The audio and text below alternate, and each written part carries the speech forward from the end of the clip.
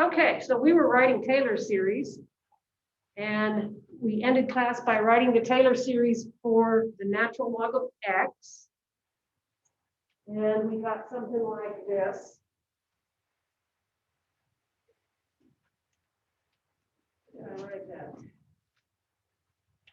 I forgot what we got.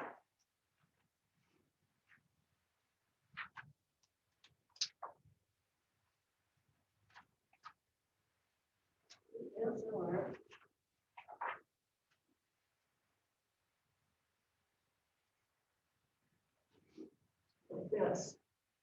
So last time, good.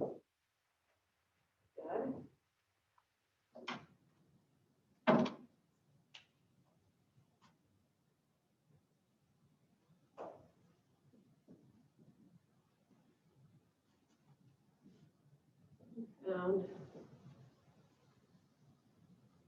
that the natural log of x was equal to the sum.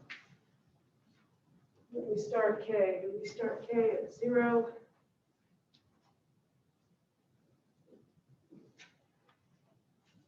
We started it at 1. -1 to the k. I don't know if we wrote it as +1 or -1, it doesn't matter. Over k, and then x.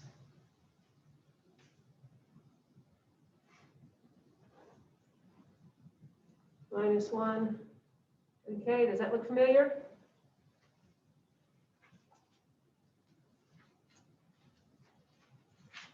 And we found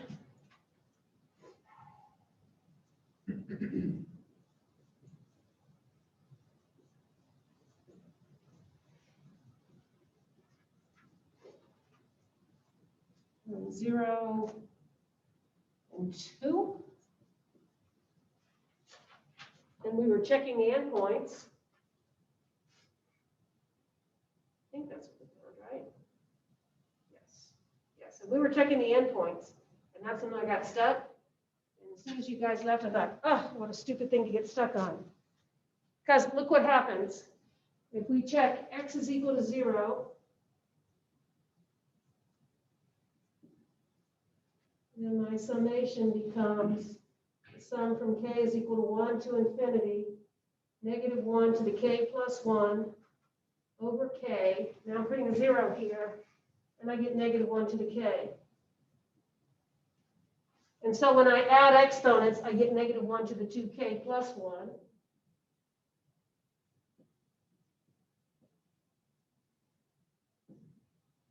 And I said that was an alternating series, and that's where I was wrong. That is not an alternating series. No matter what k is, 2 times k is an even number. So 2 times k plus 1 is always odd. Since the power is always odd, the numerator is always -1. And I can pull that out front. And we know that this series right here, 1 over k, is a divergent p series.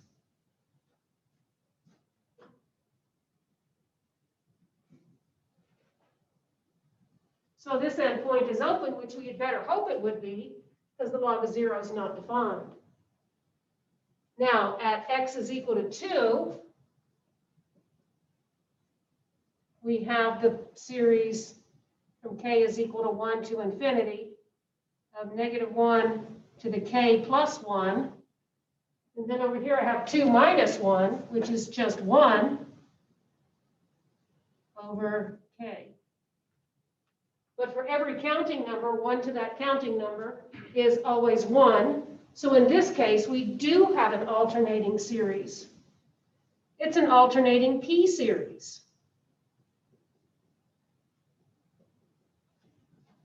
And every alternating p series converges. So this is a convergent alternating p series.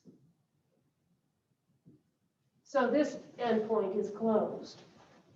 So this formula for the natural log of x, where x is centered at 1, is valid for all numbers between 0 and 2, including the 2. So here's what that means. Here's the graph of y is equal to the natural log of x. It passes through the ordered pair 1, 0,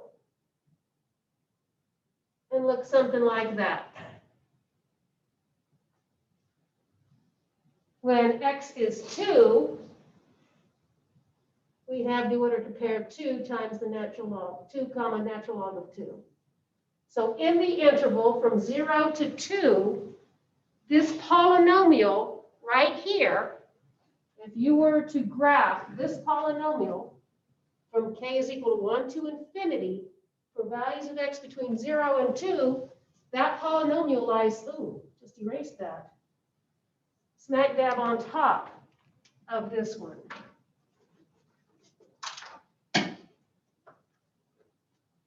Like this.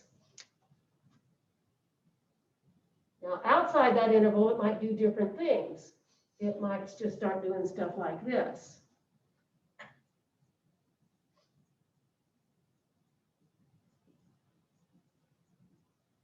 I don't know that it does that, but it doesn't fit the curve anymore. But on that interval, it fits exactly on that curve.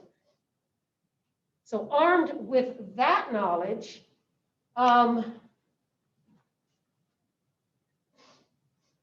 what does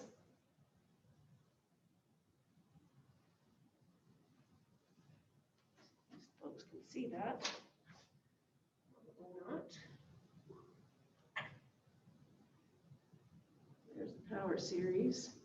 What does the series from k is equal to 1 to infinity of -1 to the k plus 1 over k times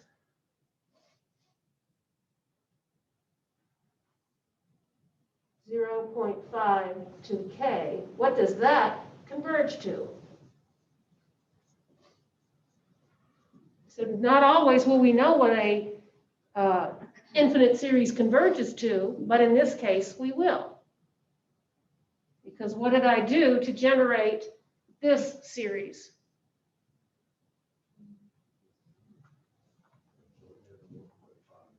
I put in 1.5 for x here. So that should converge to the natural log of 1.5.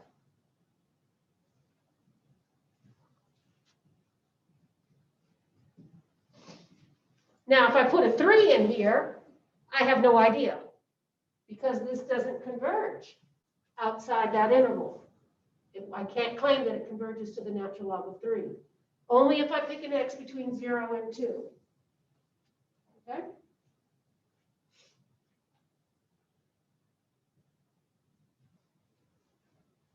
Okay, so we were going to try making some more of these Taylor series.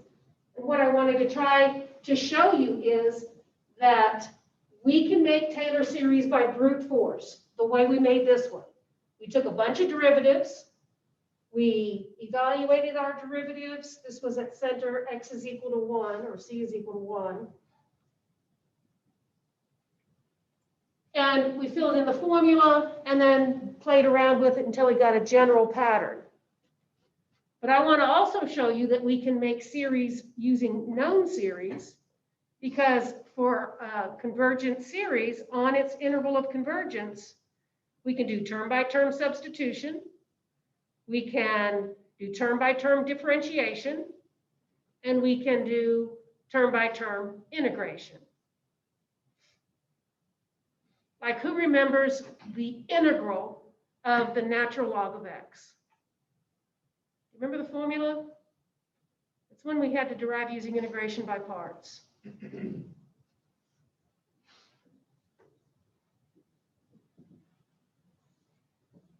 I make you do it again? Quickly. Integrate that by parts and see what you get.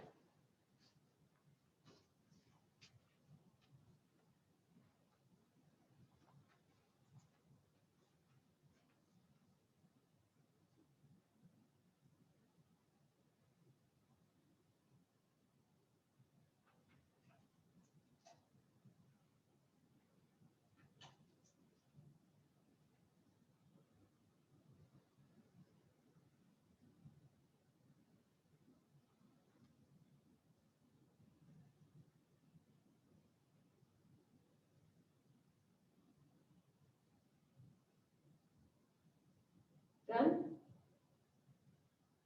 Done, not done?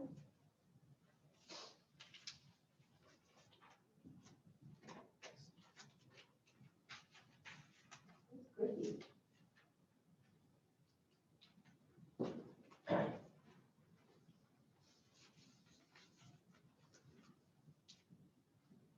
Do you have x, natural log of x minus x? Anybody? I'm still working on it.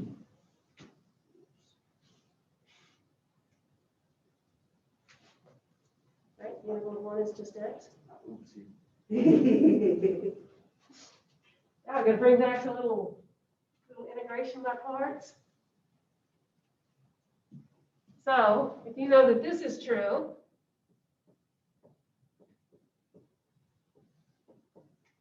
I can quickly get the power series for that expression without having to go through a boatload of derivatives.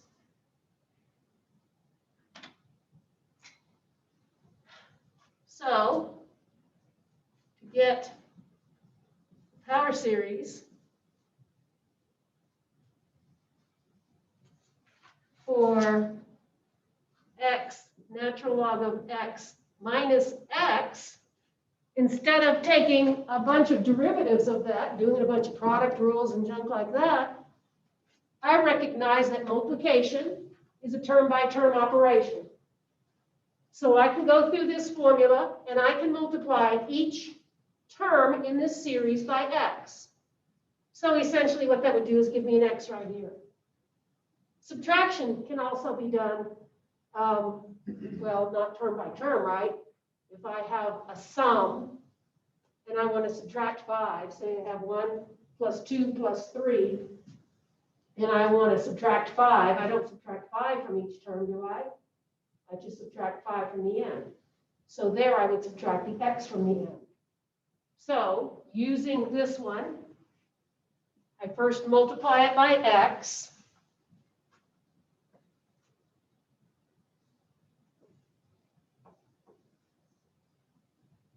And that distributes to each term.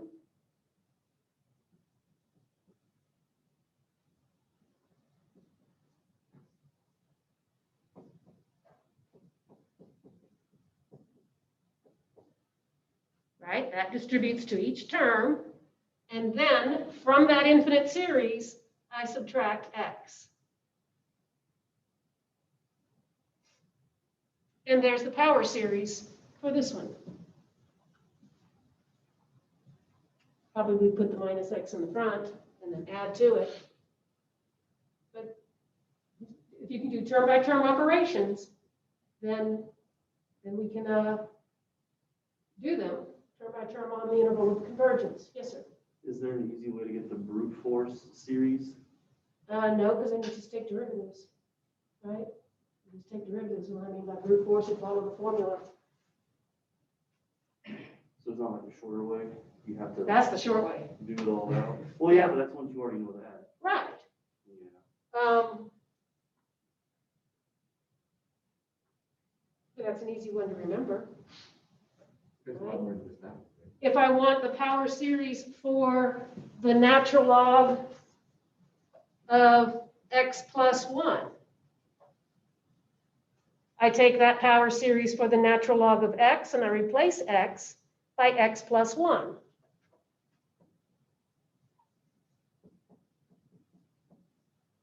And if I replace x by x plus 1, all this other stuff that it has only a k in it stays the same. Then in the parentheses, I have x plus 1 minus 1. But when I replace x by x plus 1, I'm making a shift of the graph in which direction? You add 1 to the x. You're going to the left. So we're moving this left 1. So now the interval of convergence is from minus 1 to 1, including the 1, but not the minus 1.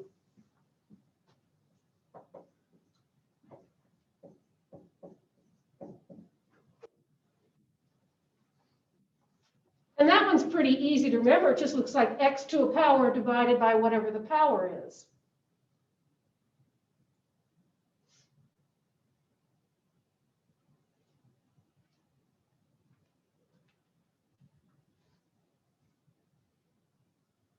Okay, but let's do one long ways. Let's take, how about y is equal to the square root of x, and let's write the power series for y is equal to the square root of x, centered at c is equal to 4. Write the power series for y is equal to the square root of x, centered at c is equal to 4.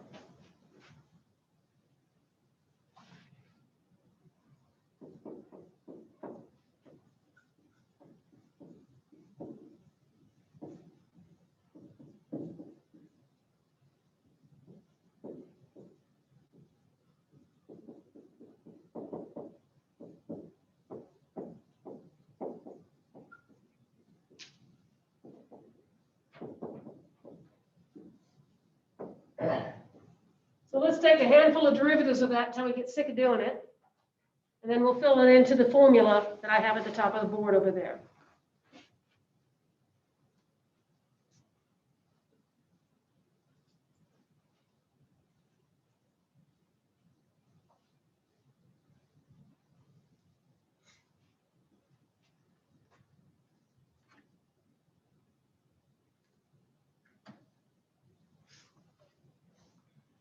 So that's x to the 1/2. Let me just make a column here of all my derivatives.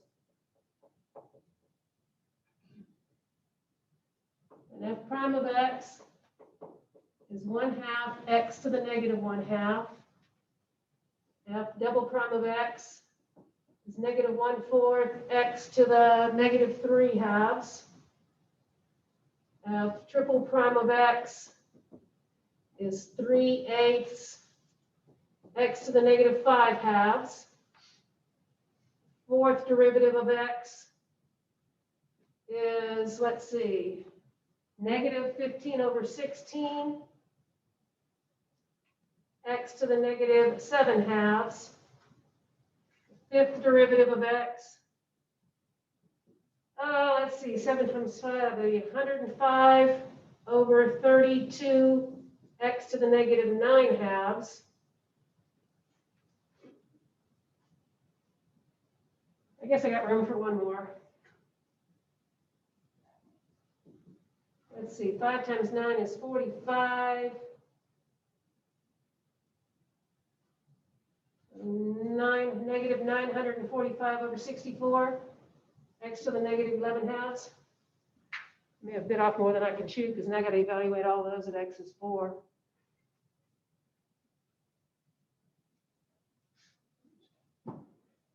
Would have been a better idea to do it at c is equal to 1, wouldn't it? But I started it, so let's finish. I'm going to rewrite these with positive exponents. So that's 1/2 times x to the 1/2.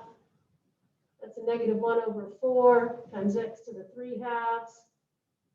That's a 3/8 x to the 5/2. That's a negative 15/16 x to the 7/2. And this one is 105/32 x to the 9/2. I don't think I'm going to do the 11/2. I don't know what 2 to the 11th power is. Yeah, I do. All right, so I'm evaluating each of these at 4. So when I put 4 in here, I get the square root of 4, which is 2. I'm putting a 4 here, so I get a square root of 4 times 2 gives me a 1/4. F prime of 4 is 1/4. Now I'm putting it in here, f double prime at 4. Square root of 4 is 2, 2 cubed is 8, 4 times 8 is 32. And then I got the negative 1 there. Third derivative at 4.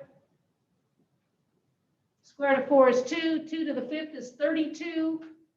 8 times 32. 2 times 8 is 16, 256. With the 3 up here.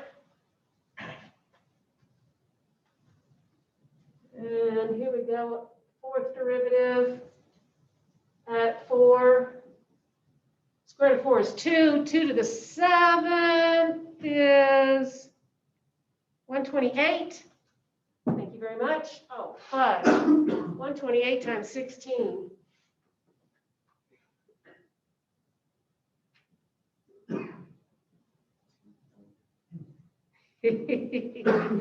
Let's see, 10 times 128 is 1280.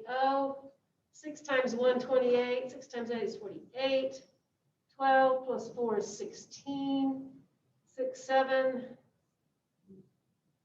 2048.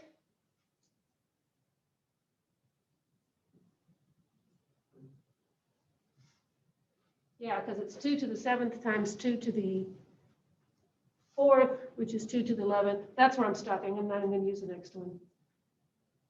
Maybe. I think I can do it. I think I can do it. I'm feeling cocky right now. The fifth derivative at 4 is 105.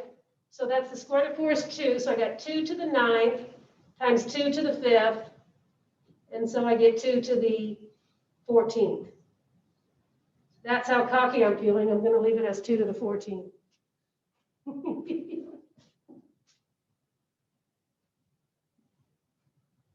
But all of those are powers of 2. I got a 2 squared. I got a 2 to the 5th. That's a 2 to the 8th. Maybe I should write them like that. Right? That's a 1 over 2 squared. That's negative 1 over 2 to the 5th.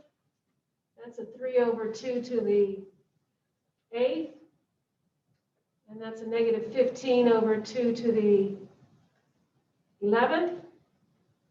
And then there we go.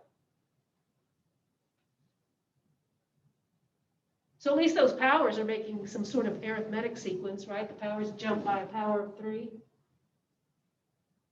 And the signs alternate. The numbers on top, who knows what they are.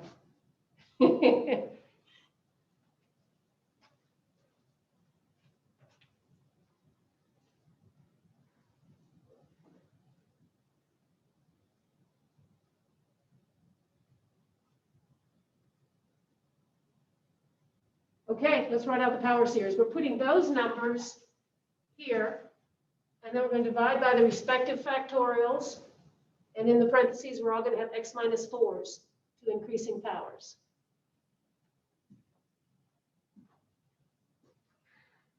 So we have that the square root of x is equal to f of 0, well, f of 4, which is 2, plus now f prime of 4, 1 over 2 squared over 1 factorial times x minus 4 to the 1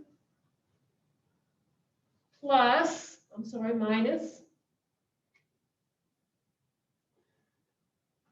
1 over 2 to the 5th divided by 2 factorial times x minus 4 squared plus 3 over 2 to the 8th over 3 factorial times x minus 4 cubed minus 15 over 2 to the 11th over 4 factorial times x minus 4 to the 4th plus 105 over 2 to the 14th divided by 5 factorial times x minus 4 to the 5th. The next one would be minus, and they go on and on and on. And so since I wrote it out to the 5th power, if I truncated right there, then this would be called the 5th order Taylor polynomial. And your web work denotes it like this. So when they ask for something like that, you give out to the power of 5. Does that make sense?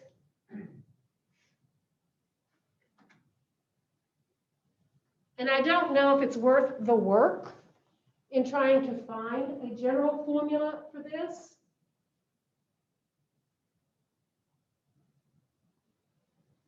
I don't think it is.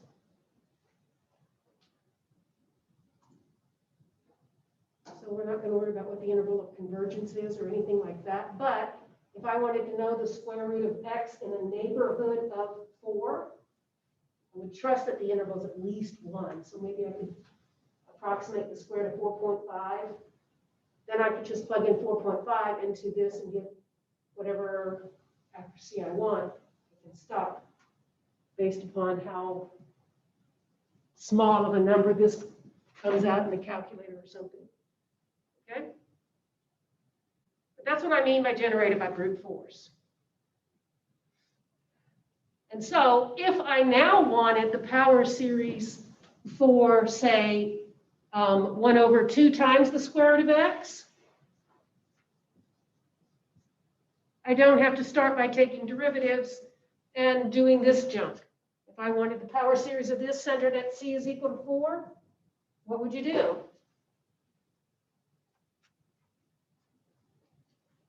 Using the one that we have above. Would you just get rid of the first 2 times?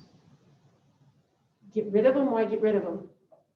Because that's the first derivative, right? So That's why the not first derivative. So really, you only plug lose it this in- one. Plug it into where Right? it goes. You don't plug anything in. You take a derivative term by term.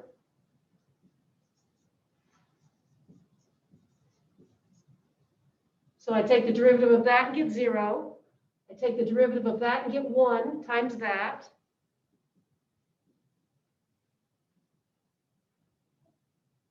I take the derivative of that and get 2 times x minus 4.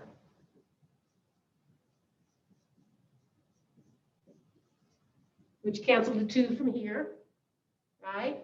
I take the derivative of that, and I get 3 times x minus 4 squared, so it's going to give me a 3 squared, x minus 4 squared over 3 factorial, and so on. I just take the derivative term by term of the known power series.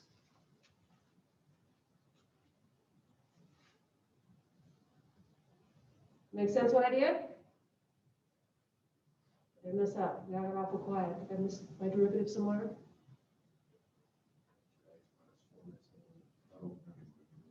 The first one has a derivative of 1, so that's why I only have the 1 over 2 squared times 1 factorial. Okay?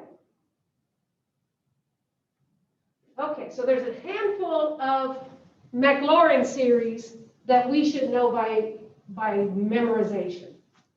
So we're going to generate them, and I'm going to ask you to learn them because we're going to use those to make others. Why is 3 squared? When I take the derivative of x minus 4 cubed, I'll bring the 3 down, and it multiplies with that 3 that's up there. Okay. So the next term would be negative 15 times 4, divided by 2 to the 11th, over 4 factorial, x minus 4 to the 3rd.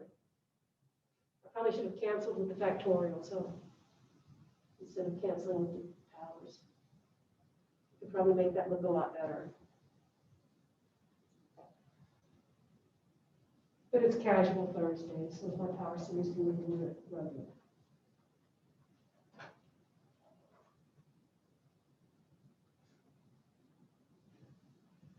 So let's look at some Maclaurin series. A Maclaurin series can be used for functions that are well defined at the origin.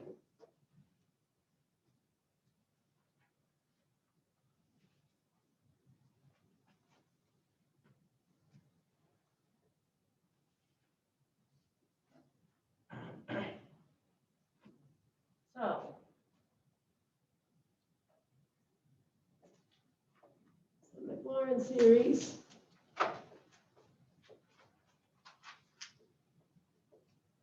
that you should know.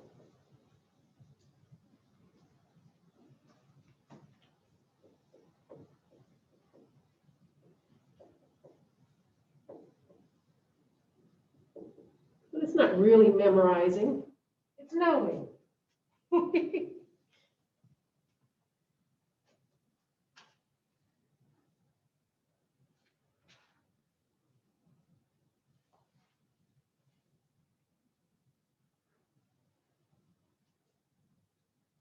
Okay, remember Maclaurin series is centered at 0. So we need f of 0, f prime of 0, f double prime of 0, and so on, divided by the respective factorials. And the polynomial term just looks like x to a power. So we're going to do one for e to the x. What are all of the derivatives of e to the x? Now evaluate all the derivatives at x is equal to 0. So all of the coefficients are going to have 1 divided by the respective factorial. So the Maclaurin series for e to the x, f of 0 plus f prime of 0 over 1 factorial times x plus f double prime at 1 over 2 factorial times x squared plus f triple prime at 1 over 3 factorial x cubed, and so on. So it looks like x to a power divided by power factorial.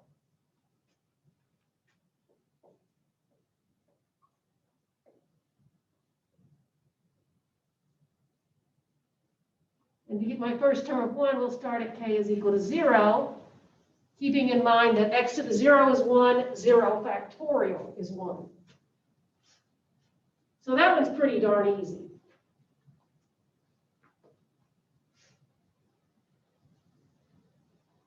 I think we did the power series for the sine of x in class last time. No? All right, let's do it. Let's do that one by taking a bunch of derivatives. Let's find the Maclaurin series for the sine of x. Centered at x is equal to 0, so take a bunch of derivatives of sine of x and find their values at x is 0.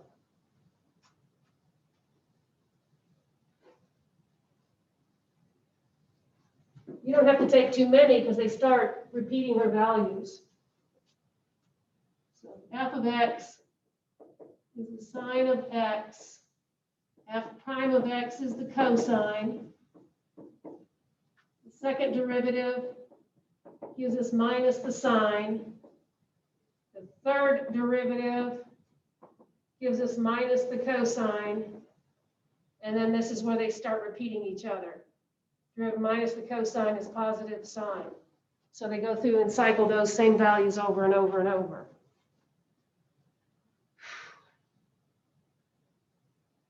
So now we need to know what the sine and cosine of 0 are. What's the sine of 0? And the cosine of 0? So f of 0 is 0. F prime at 0 is 1. The second derivative at 0 is 0. The third derivative at 0 is -1. And then we go back to 0 again.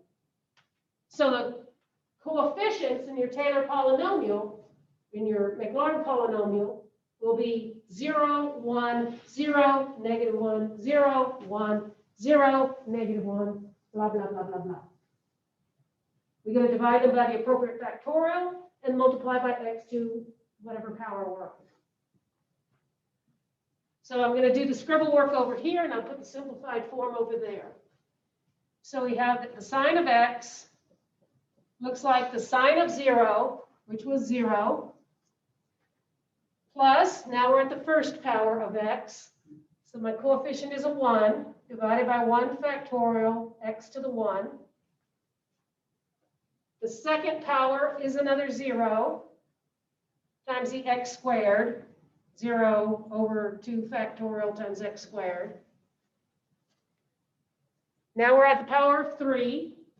So the third derivative is a -1 over 3 factorial x cubed. We said the next one was going to be 0, so we're at the power of 4.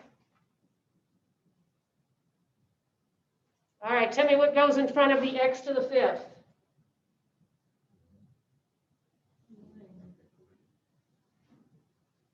Which one is going to be up for the x to the 5th? Okay. 0, 1, 0, 1, 0. Look at it. Yes, we're at a +1 over 5 factorial x to the 5th. Let's skip all the zeros now. What's the next non-zero term going to be? -1 over 7 factorial x to the 7th. So this is only going to have non-zero terms for odd powers of x, and then they alternate in sign. So it's going to look like x, and then we have minus x cubed over 3 factorial plus x to the 5th over 5 factorial minus x to the 7th over 7 factorial, and so on. Let me see if you can write a general formula for this. Yes, sir. Just to be clear, if you wanted to have the series centered at like x equals 1 or c is equal to 1 or whatever, you would be changing the x's at the bottom of the middle of the board, right? Like that would be parentheses. Correct. Okay. Correct. And if I'm centering, say, at pi over 4, then I've got to evaluate these guys at pi over 4. Right? Okay, so now we need to write the general formula. So the things I want you to notice is we've got an alternating series. So we've got some version of a -1 to the k power up here. All the powers are odd, and whatever the powers are is the factorial in the denominator. So let's take care of the negative. Let's go with -1. Say, I don't know, do we want to? Let's start with k is equal to 1. So that my first one is going to be an even power, and that gives me a positive. Now, how do I make odd numbers out of the counting numbers?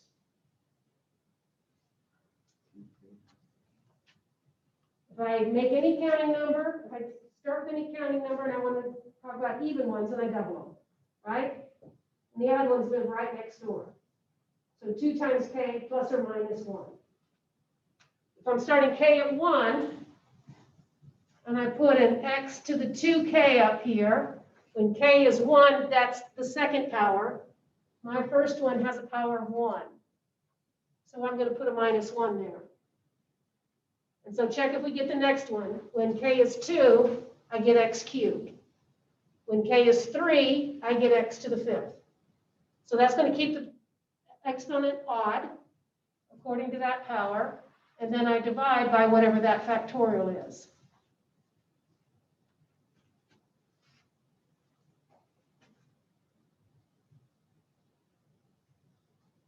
Now, I think a long time ago we showed that the interval of convergence for this one is all real numbers. I'd like you to do the ratio test, the general ratio test, to find the interval of convergence for the sine of x power series. Using this general formula, do the ratio test and find the interval of convergence.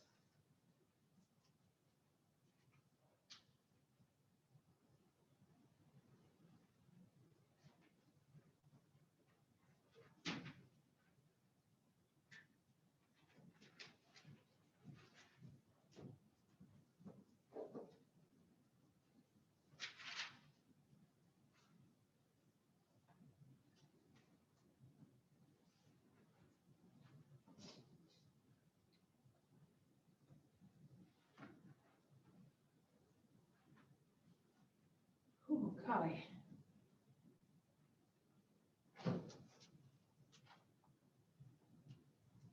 What do we need in this crazy building anyway? There's empty classrooms. There's a whole map building. The math building's empty. Would that be an inconvenience for you to walk all the way over there?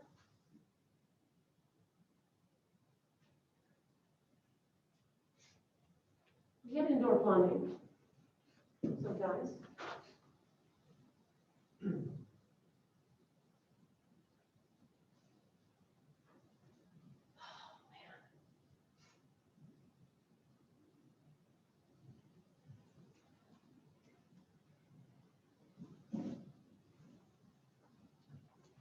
Get caught up with you.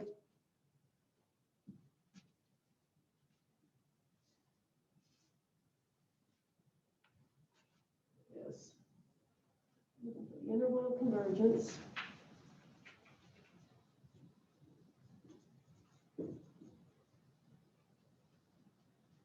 So I'm taking the limit as k goes to infinity. We'll put the k plus first term divided by the kth term. And you know, with any alternating series, we don't need to worry about the -1 to the k because it's an absolute value. It'll always cancel. And so we'll just leave that part off. I'm going to replace each k with k plus 1.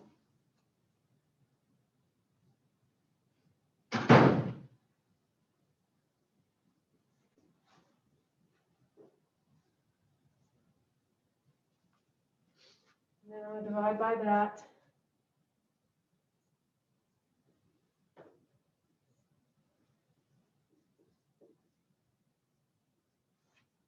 Trying to see where this converges, so we're solving this for x.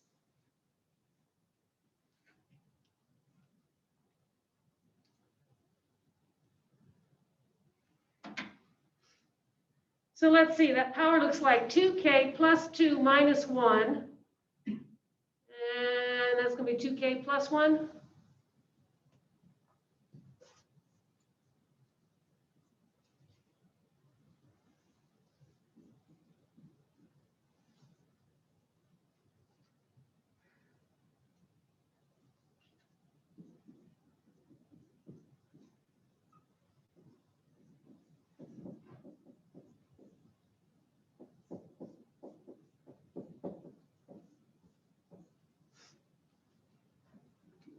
Okay, so let's see. 2k plus 1 factorial means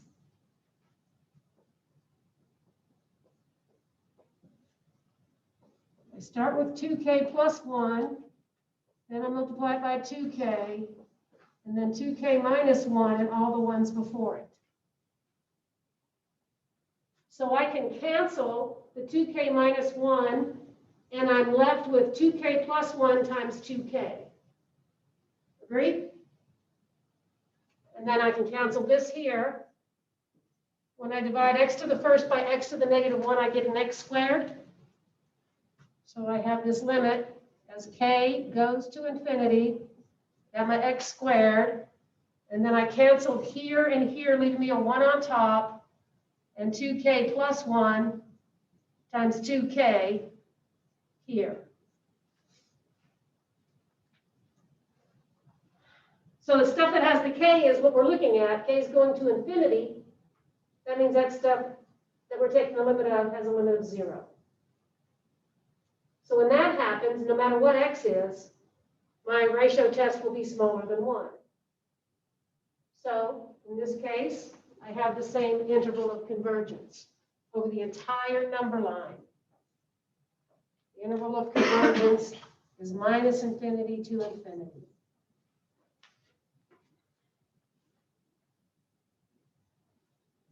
Well, I always think that that's kind of wild, because I know what the graph of y is equal to the sine of x looks like.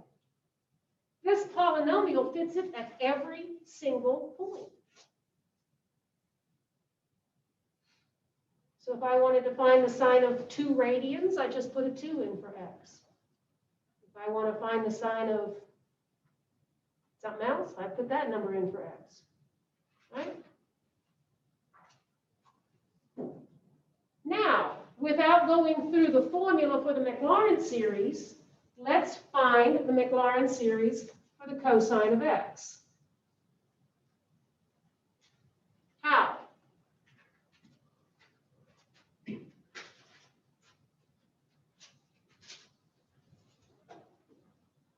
How do you want to do it? How do you want to find the Maclaurin series for the cosine of x using the Maclaurin series for the sine of x? Take the derivative. Take the derivative term by term.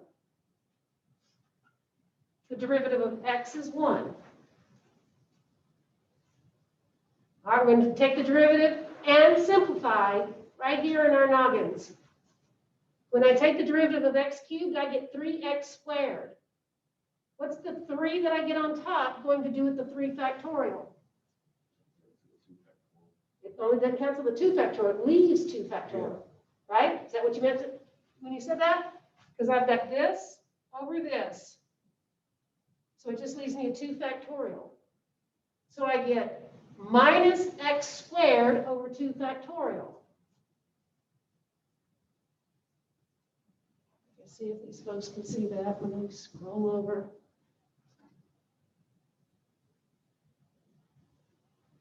All right, we're taking the derivative term by term. So here we are on x to the 5th. I get a derivative of 5x to the 4th. And downstairs I have 5 times 4 times 3 times 2 times 1. So the 5's cancel, leaving me 4 times 3 times 2 times 1, or 4 factorial. Underneath, x to the 4th. So I get plus x to the 4th over 4 factorial. So take a wild guess what the next term is going to be. Good. Now let's think of a neat way to write that in summation form. Of course, we can bring the power down, raise it to 1 power less, right? And then cancel the 2k minus 1s. But let's just look at this and see if I can generate a derivative formula that starts at k is equal to 1. Because remember, when you take the derivative here, I would have to start my power series at k is equal to 2. But I think this is an easy enough pattern to see so that I can start at k is equal to 1.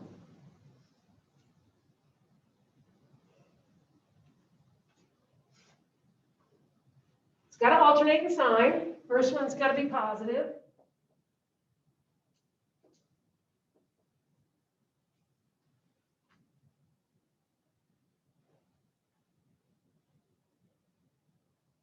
Maybe I should start at x is 0. K is 0, so that I can get that 1. How about that? I'm going to start it at 0. So then that should just be k. So that I get a positive 1. All right. So that generates the alternating signs. Give me a power that I can put on the x so that the first one looks like x to the 0, the next one looks like x squared, x4, x6, and so on. 2k. That'll do it. And down here it has to match.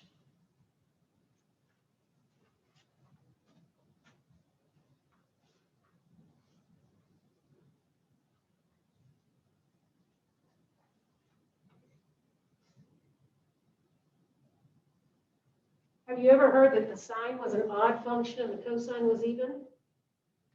An odd function has the property that when you replace x with minus x, you get the same value but opposite in SIGN. Like the sine of pi fourths is the same as the sine of negative pi fourths, but negative. Well, that's an odd function for you. 1, 3, 5, 7. Cosine's an even function. It's symmetric about the y-axis, meaning the sine of x is the same as the cosine of x is the same as cosine of minus x. And there's my even function. Now, if I want the power series or the Taylor series for the tangent of x, I can't just divide the power series of the sine of x by cosine of x, because that's not a term-by-term operation. I'd have to go through and take derivatives. Take the derivative tangent of x, evaluate it 0, take the derivative, evaluate, and plug all that junk in. You can only generate other power series through term-by-term operations. Now, another one is a geometric series. We can do that without taking derivatives, because do you know the basic form of a geometric series whose first term is a and whose common multiplier is r?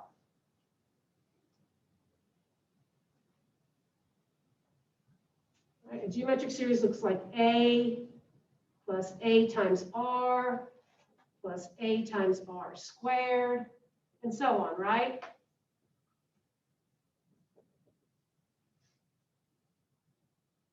And if r is a certain size, we know the sum of this thing. What's the size that r has to be for a geometric series to converge? In absolute value. Converges for r smaller than 1. And what does it converge to? What's the formula? A over 1 minus r. I'm going to make this now into a power series. I want the power series, so this is in parentheses, that's your hint on how we're going to get the power series for 1 over 1 minus x. I'm going to take every a that I've written up here and replace it with 1. I'm going to take every r and replace it with x. So the power series for 1 over 1 minus x looks like 1.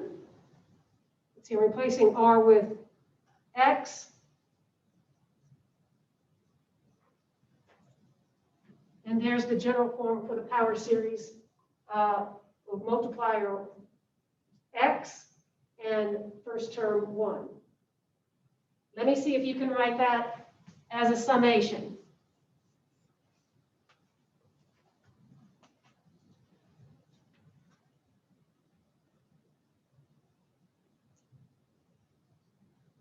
What is it?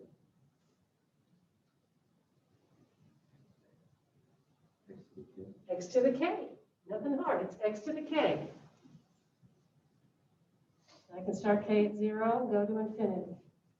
And this is only going to converge the same place it did here. All I did was replace r with the x. So that's one that's real easy to remember. Okay, now we're going to have fun with that one.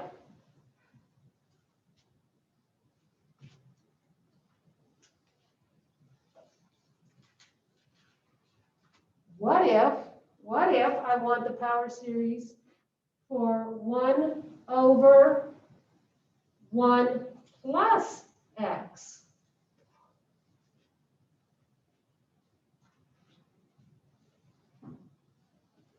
Then a is 1. What is r? Negative x. I just take the same formula where a is 1 and r is negative x.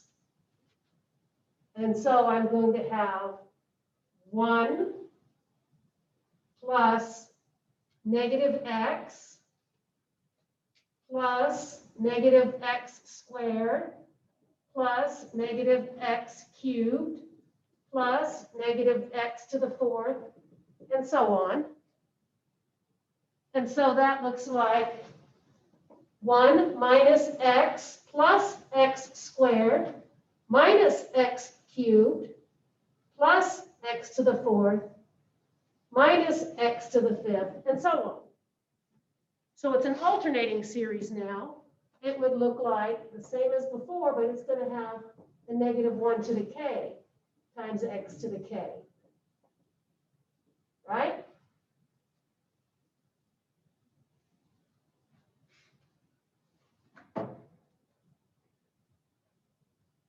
All right, nothing too tricky there. I'm not trying to fool you in any way.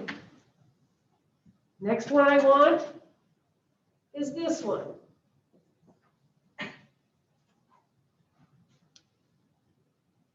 So what do I do to the power series that I just generated above? Don't square them. Squaring is not a term-by-term operation. I substitute. Everywhere I have an x here, I put in an x squared. So substitute out each x for x squared. So I'm going to have 1 minus x squared plus x to the 4th minus x cubed plus x to the 6th, and so on. So I just replace each x with x squared, and then I do the operation.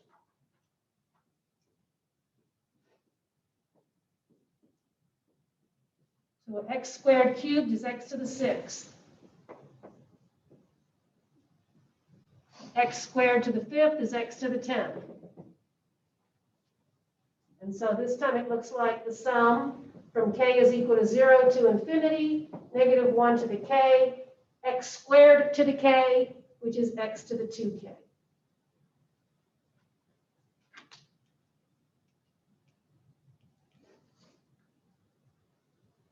Here's the reason I did that one. All of these are valid where my x is between 1 and negative 1. So what I want you to do next is give me the power series for the arctangent of x. but not by taking a bunch of derivatives and evaluating them at 0. How is the arctangent of x related to that last power series I put up there? That's the derivative. That is the derivative of that. So to get this, I need the antiderivative. So the arctangent of x is the antiderivative of 1 over 1 plus x squared.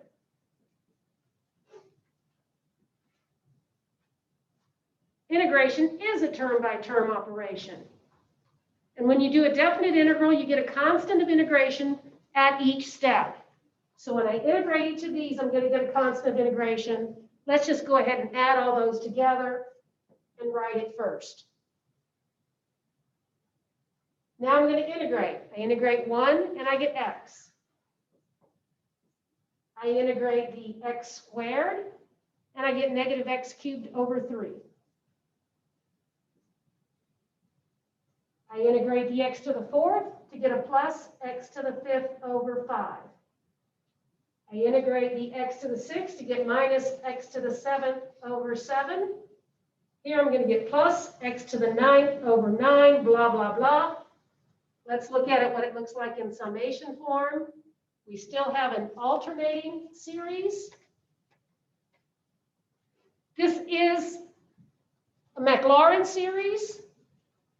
So I can already tell you what the constant is going to be.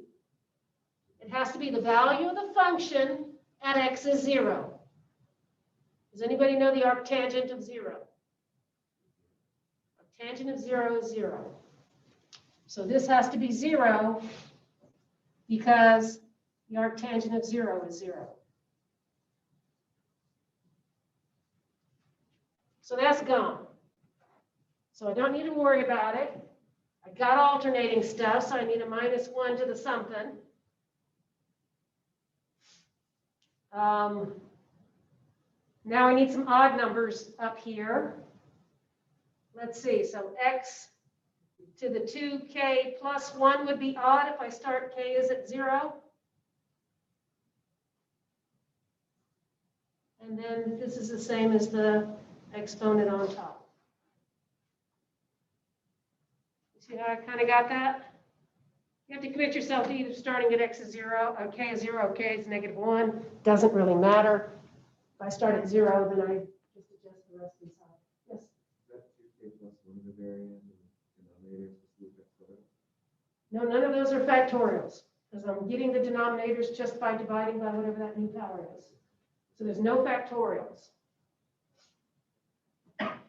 So the power series for the arctangent, I'll recopy it over here, is x minus x cubed over 3 plus x to the 5th over 5 minus x to the 7th over 7 plus blah, blah, blah, which we wrote as the summation from k is equal to 0 to infinity, negative 1 to the k, x to the 2k plus 1 all over 2k plus 1. And all we did is we started with a geometric series where r is smaller than 1. Replaced r with a negative x squared, so then the x has to be smaller than 1. So this is convergent for x smaller than 1. Open interval, just like with the geometric series.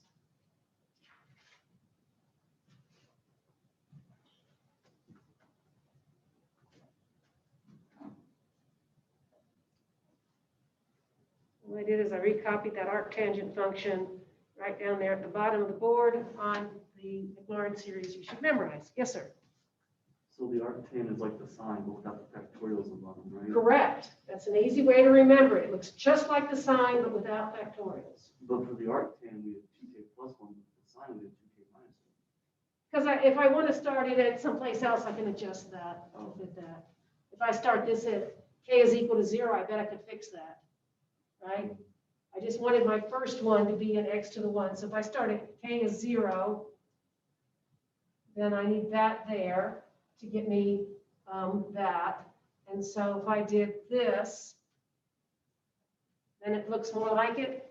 And I get an x to the first power, X cubed, yeah, that'll work as well. Right?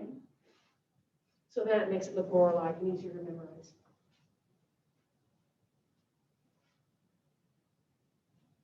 Let's see if there's another one I want you to know.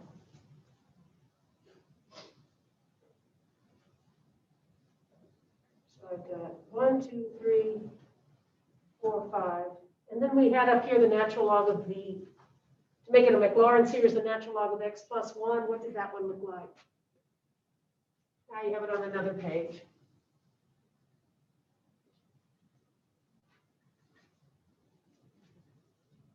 So those, and then from your other page, the natural log of x plus 1. What did that look like? I can't fit it down there from the earlier example.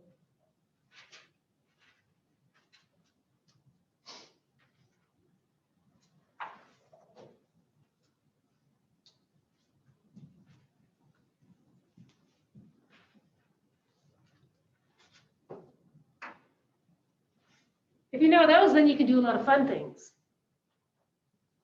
You ready to do some fun things?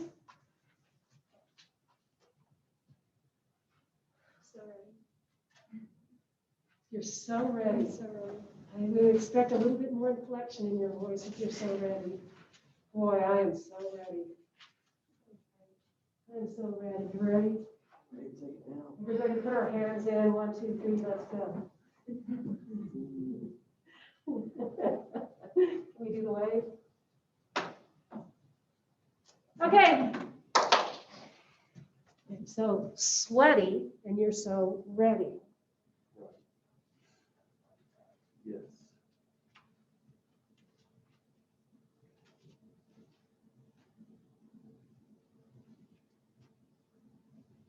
Bright idea was to make this a 2.5-hour class. Ouch. Take the knife, twist it, jiggle it a little bit. 45 minutes every day, I think every week. That's what we're going to do 20 minutes. next fall, instead of having, well, Tuesday, Thursdays, that you're just stuck with that extra. No, next fall, our Tuesday, Thursdays are all 2 hours each. And our Monday, Wednesday, Fridays are an hour and 15. So that we don't have 4 days a week. We have to get them all done 3 days a week. But see, you wanted to take calculus this semester, and you said, oh, I know a good idea. Let's take it so that one day we have 2.5 hours of calculus. You said that, because I was not there when you registered for classes. I take what they give me, and I say, thank you for the teaching assignment. You're keeping me employed one more semester. But you guys had a choice. You said, hey, that sounds good. Look, I'm in there for 2.5 hours on Thursday. I'm game. That way you can fit all your 8 o'clock in the morning classes in there 5 days a week. You didn't do that either, did you? One day you're going to have a job. And you have to go whenever they tell you to go. You'll be unemployed, living in your mom and dad's basement? No. There aren't many places that unemployed people can live. You have that sugar mama? I live in my parents' basement. Don't tell them though. I have to build Just the every now and then basement sneak first. up like a mouse and pick something out of the fridge and sneak back. I'll have to build the basement first, though. Start digging. Yeah, you're pretty close to graduation. And my son thought getting out of graduate school would be the best thing in the world because he was so sick of graduate school and working all the time. He usually calls me on his way home from work because it's a 45-minute drive. So he called me about 10:30 the other night. Halfway home, he got a call from his boss, said, get back here, we got a report to write. So he had to turn around at 10:30 at night and go back to work. And he'd been there since 8 in the morning. He put in a $5 million purchase order for some tanks, and it went through. So he had to go back to work and write out the order form to order his tanks. That's what you're going to get with this degree, man. You're going to have to go to work and have serious responsibilities. Kind of frightening, eh? So let's enjoy this 2.5 blasted hours, because this is, you got it easy right now. Thank you, ma'am. May I have some more? Okay. Give me the power series for using this information. Write a Maclaurin series for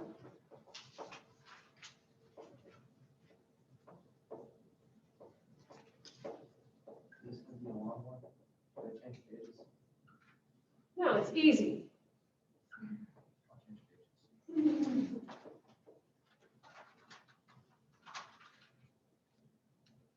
X squared e to the x squared.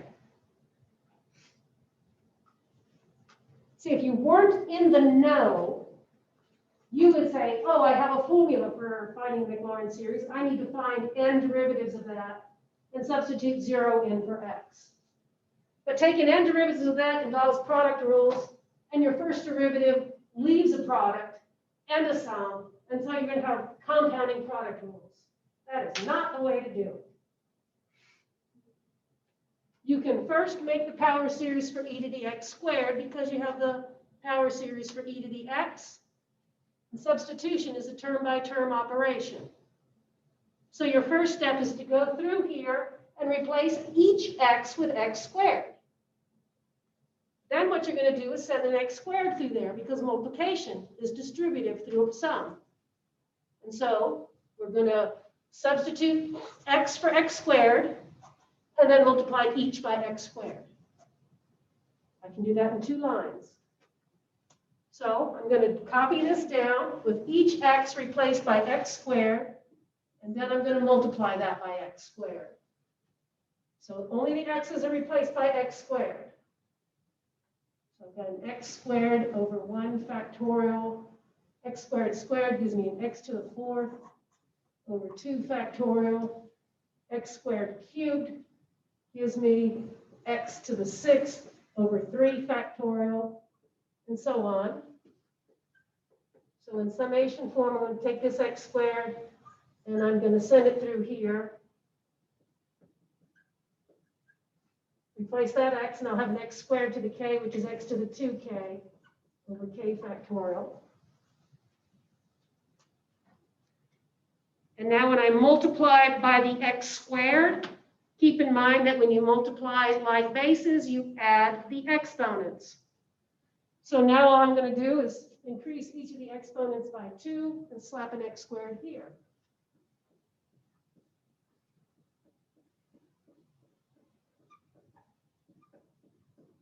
Add exponents gives me an x to the 6th, x to the 8th. So in summation formula, I'm going to have the sum from k is equal to 0 to infinity. When you multiply like bases, you add the exponent. So my x looks like an x to the 2k plus 2 over k factorial.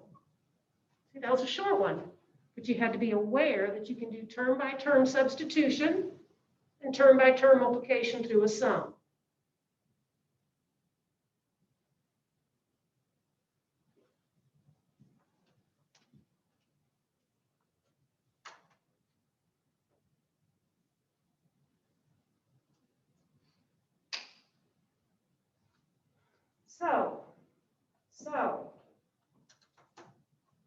So,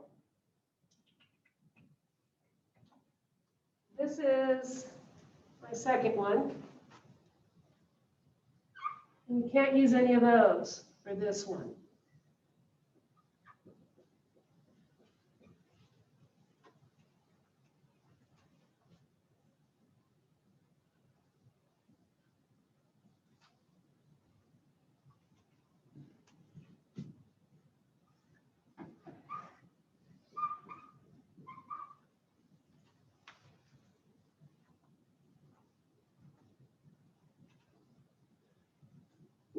Because that didn't look like any of those. It's kind of close to this, but taking square roots is not a term-by-term operation. So I can't just take square roots of everything. I do want to build this from an easier function, though. Say it again? Is that the intervals up there? Is that the integral of something? It's the derivative of an inverse sine. Because we're going to do the inverse sine next, once we get this one. A few minutes ago, we did a power series for the square root of x centered at 4. So I don't want to use that because I want to be centered at 0. So why don't we just generate the power series for, I don't want to do that one because taking derivatives of that involves the chain rule. I've got an x squared under there. I don't want to screw around with that. So let's put something easy in there. I want a Maclaurin series, so I want it around 0. So I can't just use 1 over the square root of x because 1 over the square root of 0 is not defined. So why don't we first make the power series for, and I don't want to mess with chain rule, right? So first, find the Maclaurin series for, okay, so give me something close to that that's easy to take a bunch of derivatives of. So I didn't want to use this one, where I just take the square off of that. I don't want to use that one, because then I always get a negative sign when I take a derivative. So how about I use this one? Because that's kind of easy to take derivatives of. I write that as 1 plus x to the negative 1/2 power. I take a bunch of derivatives, evaluate them at x is 0. And then once I have this one, I can get that one by replacing each x with negative x squared. How's that game plan sound? So first do that. Take a bunch of derivatives of that and evaluate them at x is 0. Why don't you take a little 5 to 10-minute break first, and then we'll do that when you come back.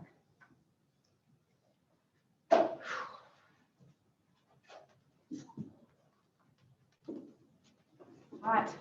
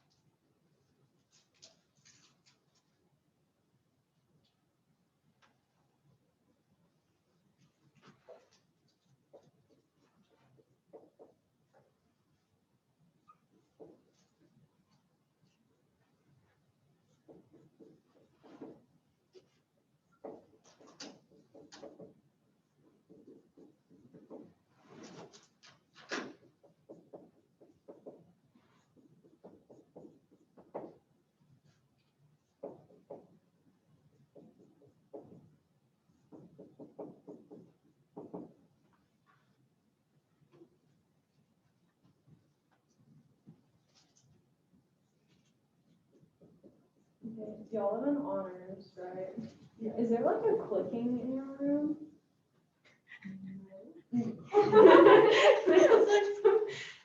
There's like something in our vent and it's like clicking. Like It doesn't sound like an insect? no, it doesn't sound like an insect. Like it kind of sounds like a clock. It's like, A clock. yeah, it's like a bomb. It's like I did come this semester, and then it went away after like 3 days. Like I went into like it was like the vent in my closet. Like you walk in the closet and you just hear it clicking. Like that's weird. How loud? It's like pretty soft. Well, you can't like hear it from like outside the closet really. There's probably just shit in the vent and it'll clear itself out eventually. what? There's probably just shit in the vent and it'll clear itself out eventually. The mechanic, that's why I thought it was an insect, but if you said it sounds more like a clock can't move around on its own. I don't know what it is, but it just started today. But it's Yeah. rhythmic. You have, like Yes. 3 days. If it doesn't go away, then you should be worried. Well, why don't you open your vent and stick your arm up in there and see what it is? I can't reach it.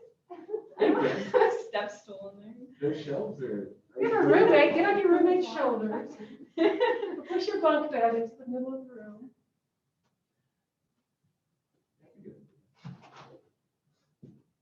Just stand on the roller chair. That's a good idea. When you come in with a neck brace next time.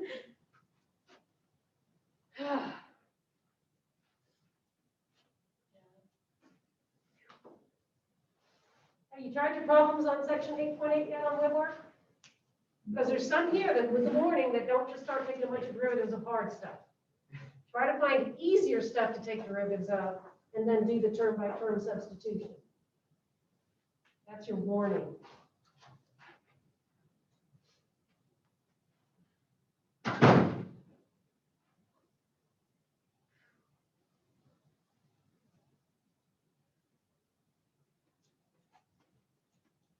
Oh, I meant to tell you that this is valid for the whole number line too. Right, we took the derivative of sine to get that. So that was a good one.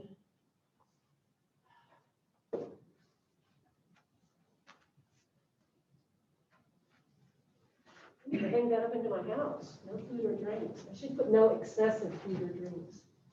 Excessive? We just excessively eat and drink. That's just what we do. Me too. Like a lot of motto. You can get away with it because you're young, but yeah, it just sticks around on us.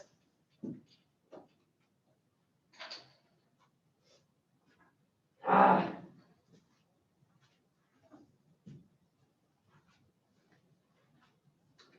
So that chemistry test turned out like easy?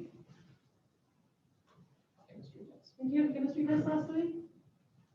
There's chemistry last semester. No, who had a chemistry test last week? Apparently there's one today, because my roommate, he stayed up all night, he came in at like 8:30 in the morning, he's like, hey, I got a test this evening, you gotta be out of here from like 7 to 8. Oh, wow. They're taking soon. Yeah, I have that test over. Do you? Physics, physics, chemistry. You still kicking tail in physics? Failed in this class. Let's tail in this class.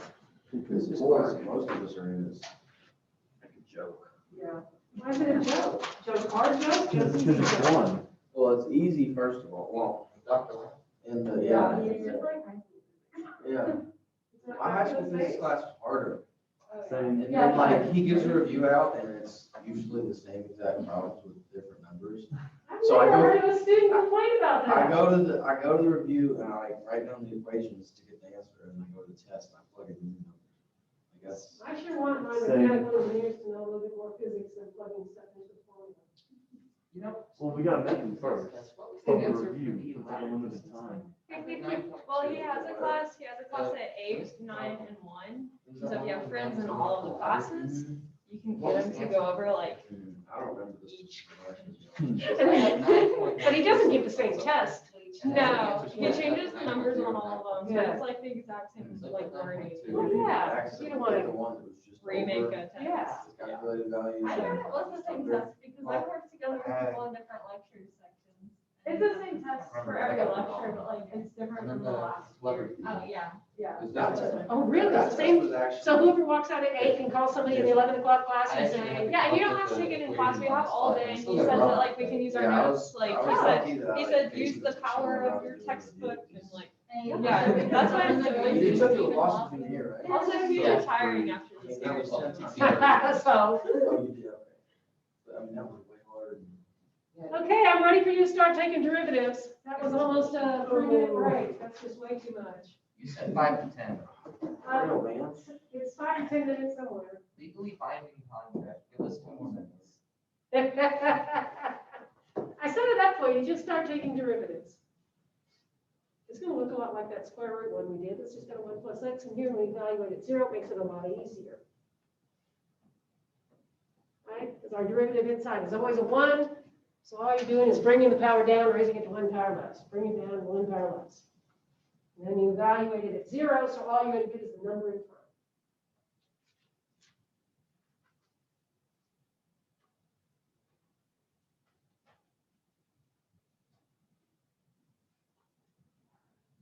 So if we can get a pattern out of this, fine. If we can't, fine, I don't care.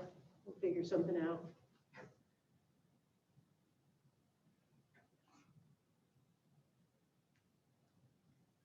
bunch of derivatives in that.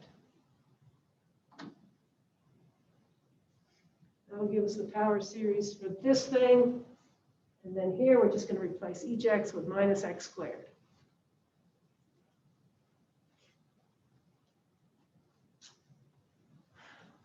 So let's see. Bring the power down. Raise it to 1 power less. Bring the power down, gives me a 3/4. 1 power less. Oops. Plus x.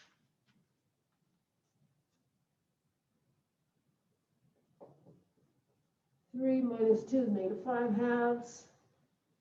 Bring the power down as a -15 over 8.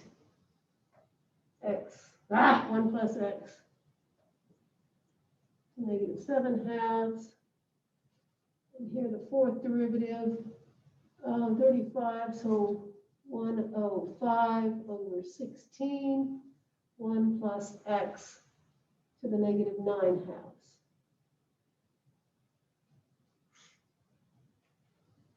So let's go with those 4 derivatives. Now when we evaluate that, when x is 0, we get 1 to a power. 1 to any power is 1. So really all we're doing is going to keep the number in front when we do these guys. So here I get 1. Here I get -1/2. Here I get 3/4. Here I get -15 over 8. Here I get positive 105 over 16.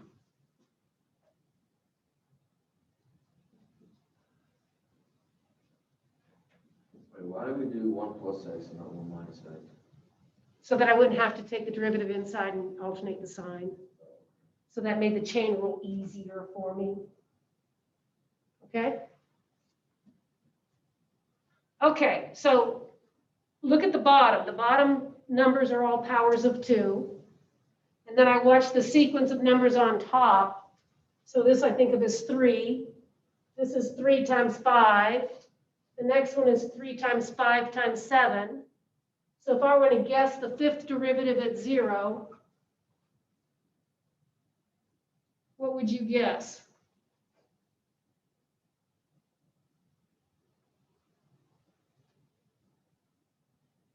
Right? This is 3. That's 3 times 5. That's 3 times 5 times 7. So this should be 3 times 5 times 7 times 9. And it should be negative. And on the bottom, I should have 2 to the 5th. Right? So I'm only kind of doing that to kind of lead you into a general formula. Go back. Okay. So now let's write this power series here. Those are the primes. We're going to divide them by the respective factorials, which matches the power on x. Right? So we got f of 0 plus f prime of 0 times x over 1 factorial plus f double prime at 0 times x squared over 2 factorial. That's the general formula for the Maclaurin series. So is that formula in your head or do I need to write down? Good? Okay, so now I'm going to take those numbers and I'm going to put them here. So f of 0 is 1. F prime of 0 is a -1/2. And then that's divided by 1 factorial. And then I'm going to have an x to the first power. Whatever the factorial is the power. The next number is plus 3/4, which I'm going to write as 3 over 2 squared divided by 2 factorial. Then I'm going to have an x squared. The next one's going to be negative. And I'm going to write that as 3 times 5 over 2 cubed. Then divide that by 3 factorial. And then I'm going to have an x cubed. The next one is plus 3 times 5 times 7 over, that's a 2 to the 4th. Then I'm going to have a 4 factorial and an x to the 4th. Then we guessed our next one to be negative 3 times 5 times 7 times 9 over, this one should be a 2 to the 5th, x to the 5th over 5 factorial.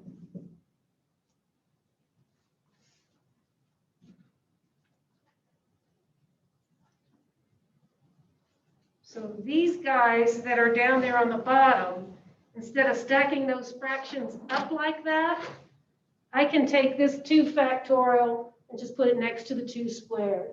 The 3 factorial and 4, I can share denominators.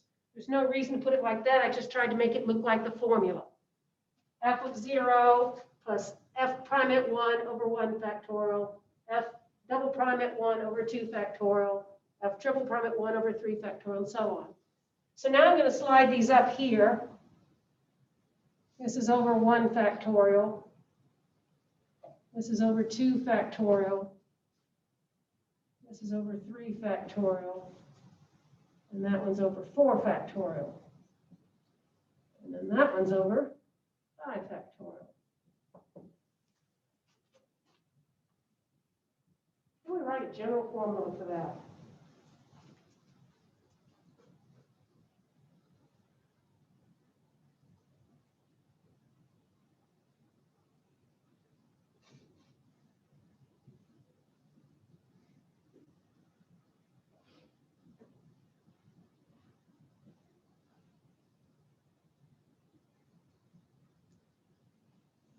Or do we care? Do we care about writing a general formula for that?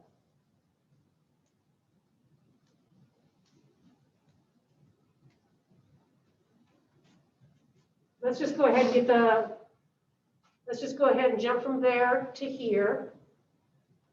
So all we're going to do now to get this one is everywhere we see an x, replace x by negative x squared.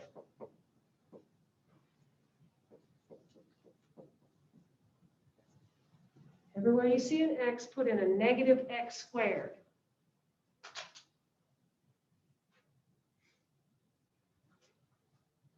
So we have a 1 minus 1/2 times a negative x squared over 1 factorial plus 3 over 2 squared, negative x squared squared over 2 factorial minus 3 times 5 over 2 cubed, negative x squared cubed over 3 factorial plus 3 times 5 times 7 over 2 to the 4th, negative x squared to the 4th over 4 factorial. One more term, minus 3 times 5 times 7 times 9 times negative x squared to the 5th over 2 to the 5th, and then the 5 factorial. Maybe we should try to simplify now. Let you get caught up with me.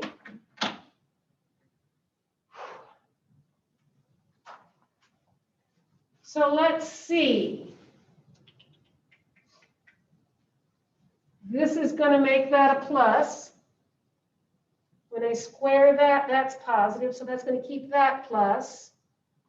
When I cube that, that's still negative, but this negative with that negative makes it a plus. When I raise this to the 4th, that makes that positive, so that stays plus. So I'm trying to convince you that there's no more alternating sign. Everything's positive. Agree? Agree? Right? Multiply those two together, and that's positive. Oh, I know now. Square that, and it's positive. That's odd, so I have a negative times a negative. All my terms are all going to be positive. Raise a power to a power by multiplying exponents. So the simplified version of this formula I'll write up here as 1 plus x squared over 2 times 1 factorial plus 3 x to the 4th over 2 squared, 2 factorial, plus 3 times 5 times x to the 6th over 2 cubed times 3 factorial, plus 3 times 5 times 7 over 2 to the 4th. This is going to be an x to the 8th over 4 factorial, plus 3 times 5 times 7 times 9 over 2 to the 5th, x to the 10th over 5 factorial.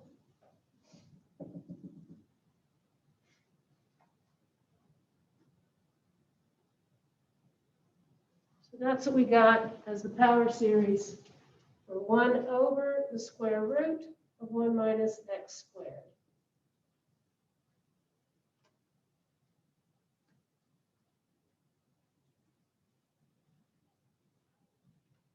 If I were to knock off the plus dot, dot, dot, the highest power on x is 10. So this would be called the 10th order. 10th order Taylor polynomial So to would it be- approximate 1 over 1 minus x squared. Would it be T10? T10, that's right. If I knocked off the dot, dot, dot. I thought we could write a general formula. The first 2 terms don't really fit the pattern. We have to leave those out. But what I want to do now is, we said the integral of that was the inverse sine. Integrate it term by term. Give me the power series for the arc sine. What's the arc sine of 0? Arc sine of 0 is 0, so the constant of integration is going to take on the value of 0 again. Okay? Because our Maclaurin series are centered at 0. So from here, let's work this out.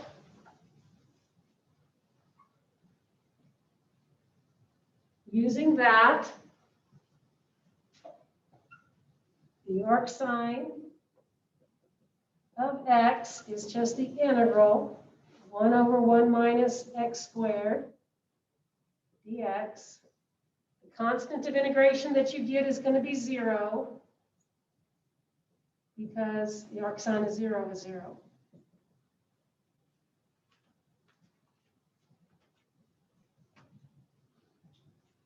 Right? Our linear approximations, our Taylor series and our Maclaurin series have to agree at the value of f at whatever the center is and all of the derivatives of the center. So that term is 0. Now we're going to start integrating. So when I integrate 1, I get x. When I get x squared, I get x cubed over 3.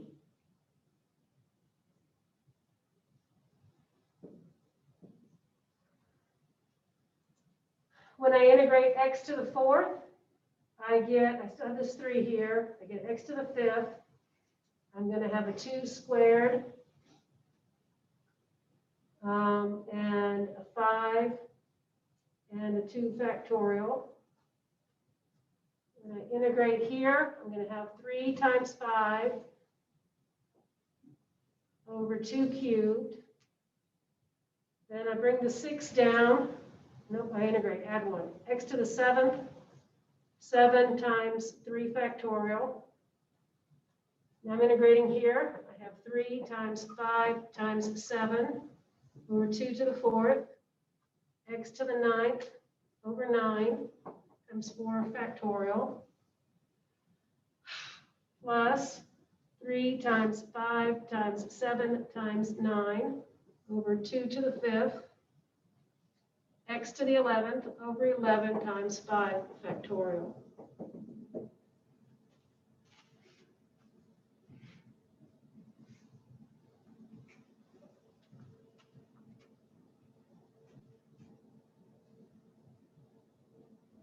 So I don't know if that's worth writing in a general formula. The general formula is not very pretty.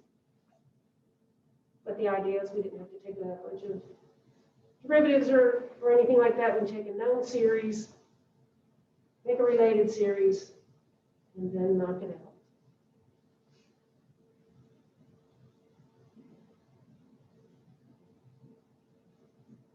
Is that good?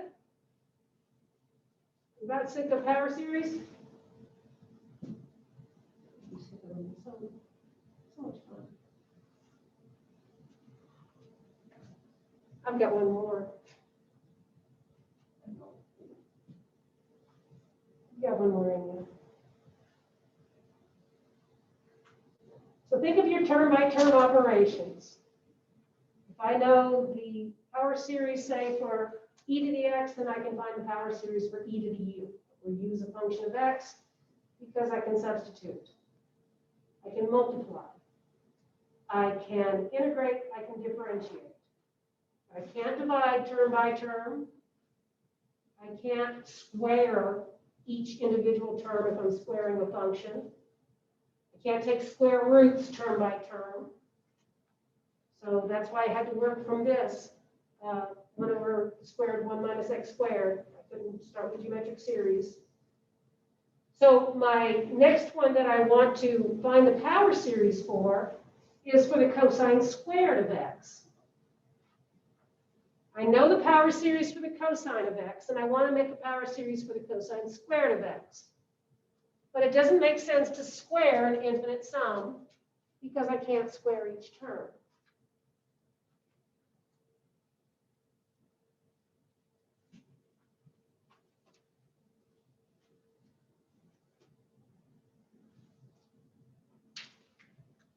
I want you to find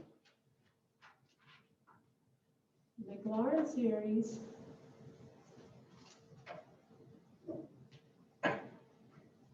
for the cosine squared of x with the hint that we can't square term by term.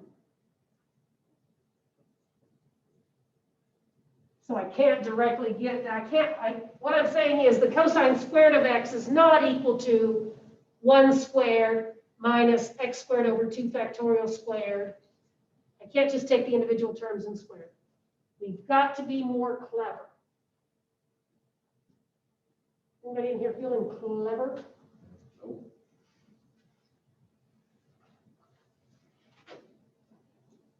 What did we do when we integrated cosine squared? Substituted a big long thing. We had a big long thing, which was a degree less. Does anybody remember what that degree less thing looked like that we integrated instead of integrating cosine squared? We had a power reduction formula.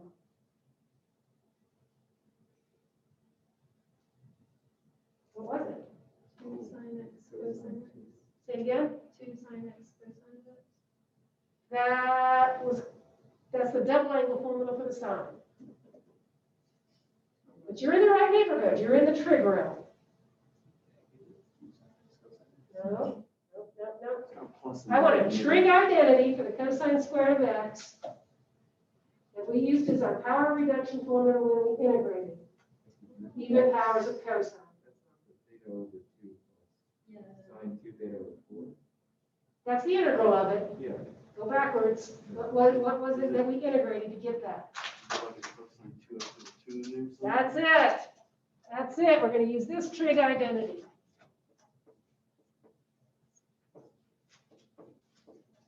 See, I got to just make you think. I know you don't want to think, but I can make you think by just standing there and staring at you.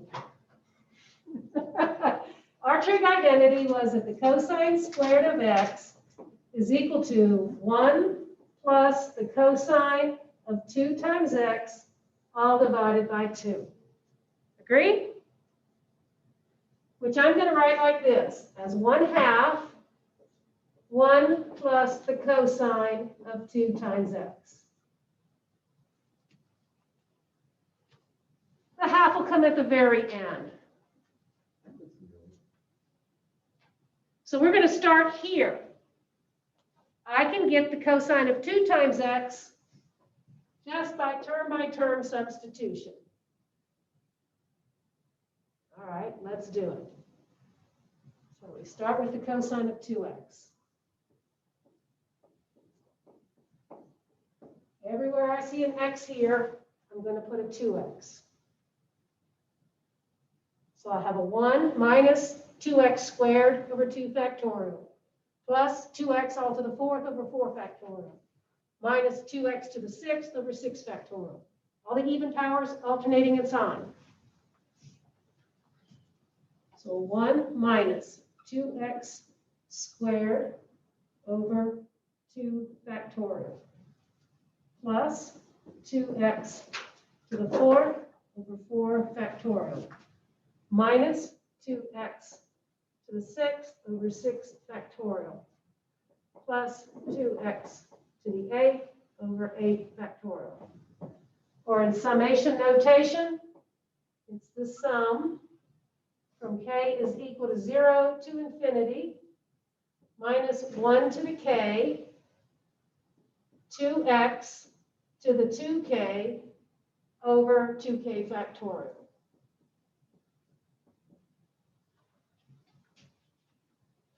Okay. Next, I'm going to take that and I'm going to add 1.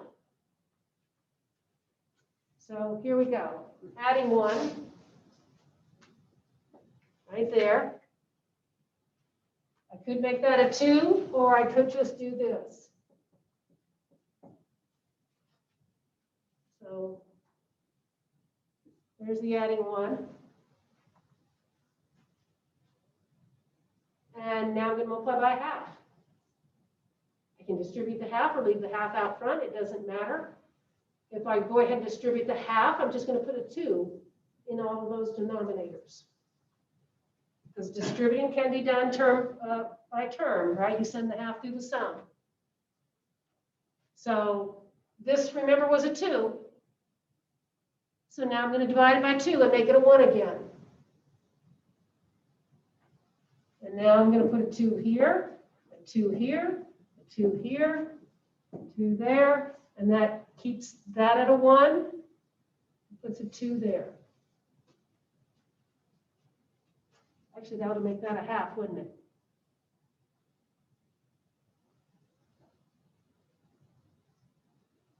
Let's see if I get this 1. K is 0, that's 1. That's 1. That gives me a half, so I should make this a half right here. And multiply that by half as well. And I'm done. Here's my power series for the cosine squared.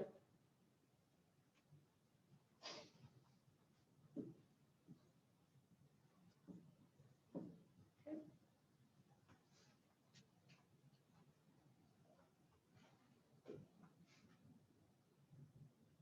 That was my bonus question on the test the last time I taught this class.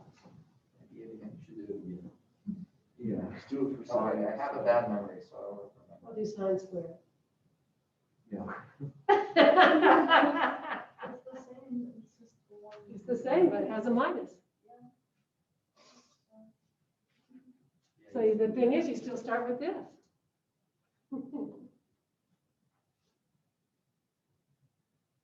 Good. Is that harder? Right. Cool. This minus. Just change all the signs.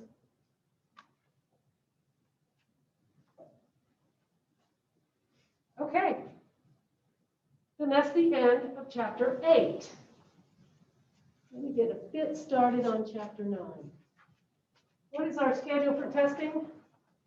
Something like that. Is our Tests for the third year. test? I think he said it was 23rd? That'll be 1 week from today, right? Today's the 16th? It's the 27th. So the, well, it's the 27th. Yeah. Oh. So the 23rd is a Friday. Oh, you want to wait that long? Why would you want to wait that long? I got stuff to do. I'll be sick around that time. You'll be sick. Yeah. Uh-oh. I did say the 27th. Why would you want it that late? Can we do it the 23rd? The 23rd is a Friday. All that weekend, You mine can do doesn't it. fit 23rd, okay. The 23rd is a Friday.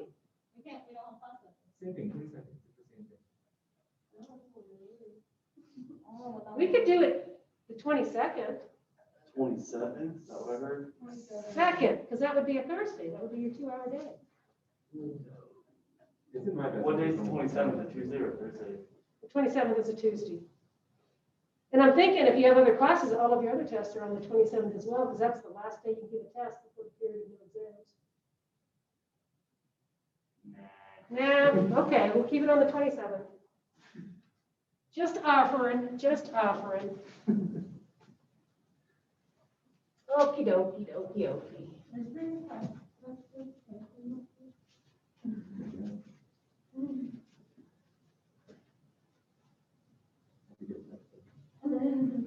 Do we still get a review? Of course. Of course you get a review. Would we have that review on the 20, the day, the class before the test? Yeah.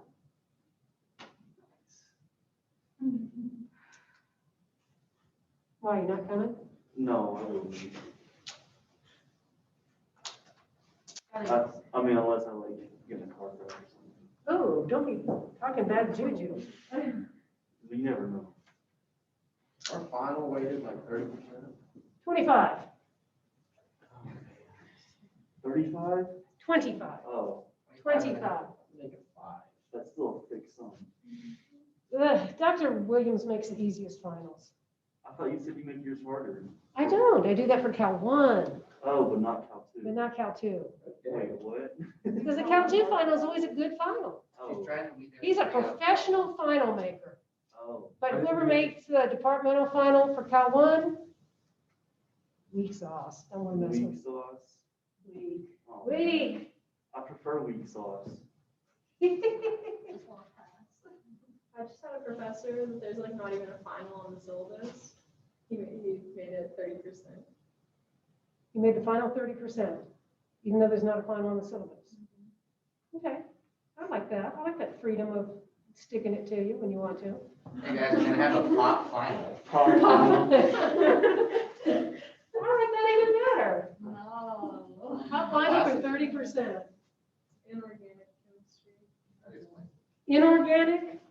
What does that mean? I know organic means. What is inorganic? No carbon. There are lab created elements. So you just never no carbon whatsoever. Like all the heavy elements are just made in the lab, just smashing shit together. Yeah. That sounds dangerous. Good thing we don't do that in math. Explosive. Yeah, we only do that with numbers. Big We number. just smash series together. No, you gotta be careful. It has to be term by term. Turn by turn substitution smashing together. Tell me everything you know about vectors in 2 dimensions. Negative, positive. Well, about vectors, we can have physics. Well, what's a vector? Direction and magnitude. A vector is a mathematical expression What? used to describe things that have a certain direction and a length called its magnitude.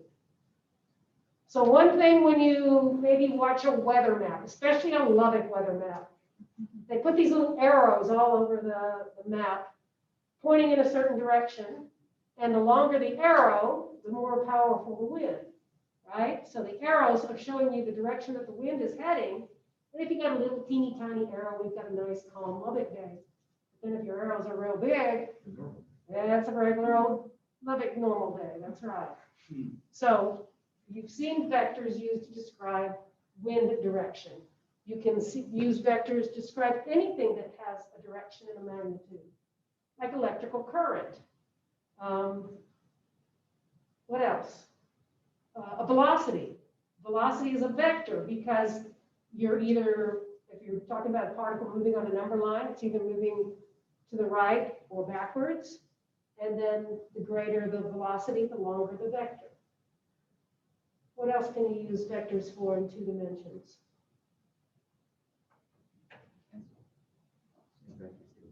In physics, you use them to describe forces, right? Acting on an object. So the magnitude is going to be the strength of the force, and then the direction in which it goes.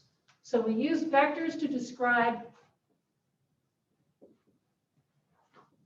are used to describe things that have magnitude or size and direction. Magnitude and a direction. You know, we called my physics teacher last year, vector. Despicable me. Like an insult or? We actually watched that elementary calc class. The Despicable Me clip, vector. I don't know what that The is. villain is That's a named guy Vector. screaming that definition of a vector. And he just says that definition of vector. I don't know this. You said it was something on YouTube? It's a Disney movie. It's a Disney movie. A Disney movie. About math.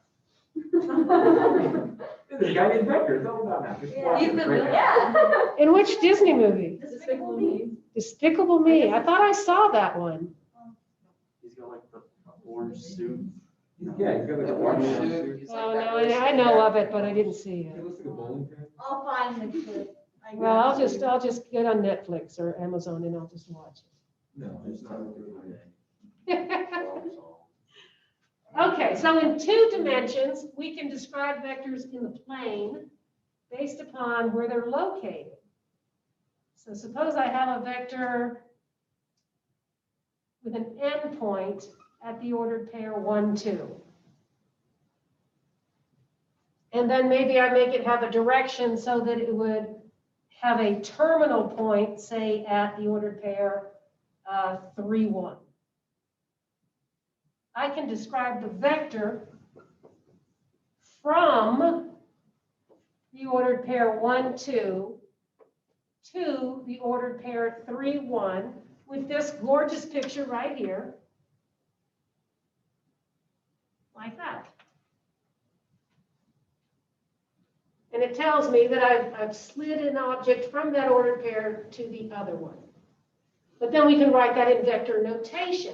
And the way we denote the vector that has an initial point here and a terminal point there, let me call this point P and point Q.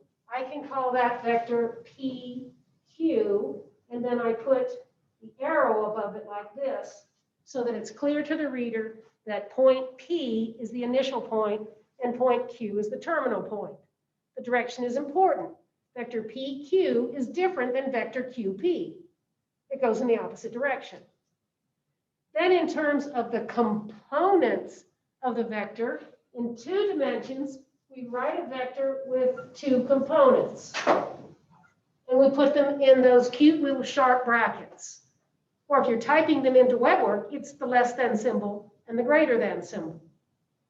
We find the component in the x direction by subtraction.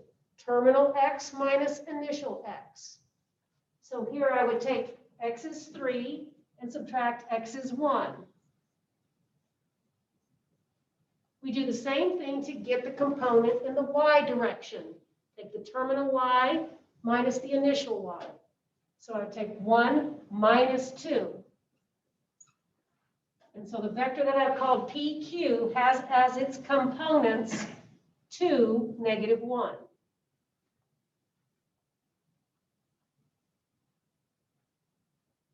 To every vector in the plane that I've oriented like this, there exists something called a position vector, where its endpoint or its initial point is at the origin, and its terminal point is at the ordered pair, 2, negative 1. Here's the position vector associated with vector PQ. I put an initial point at 0, 0, and then I go in the x direction 2 units, and down in the y direction 1 unit. This is a vector, let's just call it V, that has the same length as PQ and is parallel to PQ. So vector V is called a position vector associated with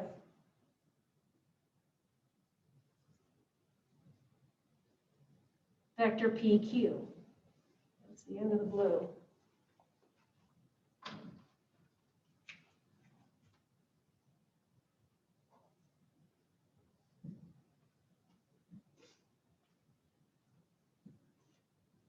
When I typeset vectors, I'll just write the vector in bold print to denote a vector. But when I'm writing on the board, I'll put the little arrow over it. So it's supposed to look like it's parallel, and it's supposed to look like it has the same length. So in general, if I want to write a vector, so in general, if I have a vector from,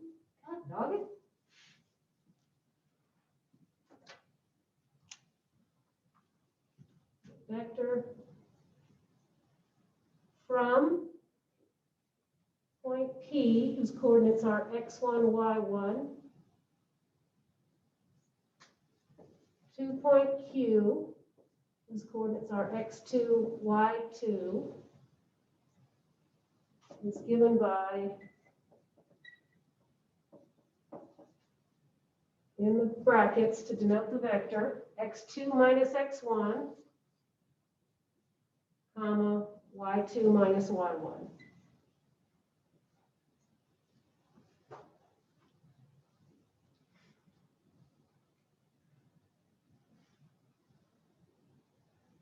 Now let's figure out how we get the size of the vector, or the magnitude. So let's look at this vector, and I want to measure how long that is. So me, with my mathematical knowledge, I just make a little right triangle out of it, where that vector is the hypotenuse. And I can figure out the height and the width of that triangle, and then the length of that vector is just found using the Pythagorean Theorem. So if I moved in the x direction from point 1 to point 3, do you agree that this has a length of 2? And if I move from point 2 to point 1, this has a length of 1. I went down so I could label it negative 1 if I want, but I'm only worried about length, and length is positive. So now by the Pythagorean theorem, the hypotenuse squared is equal to leg squared plus leg squared. I don't want the hypotenuse squared, I want the length of the hypotenuse, so I take the square root of it. So the magnitude here is 2 squared plus 1 squared under the square root sign. Well, the 2 and the 1 were the components here. In general, to find the magnitude of a vector whose components are a and b, you square each component, add them together, and then take the square root.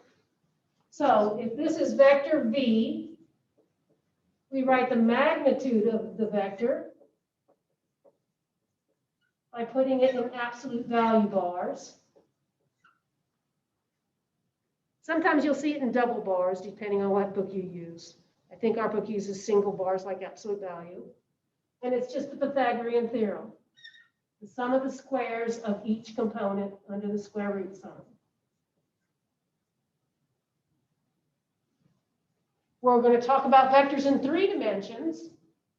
You can talk about vectors in n dimensions. And the ideas are the same.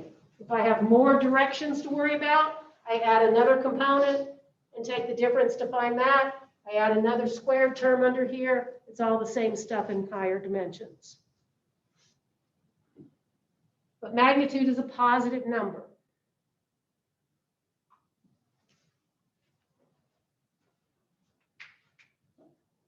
Okay. What next?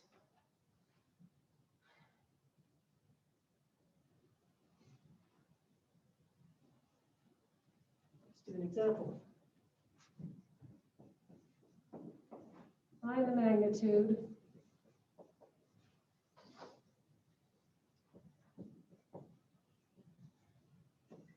of the vector whose components are 12, 5.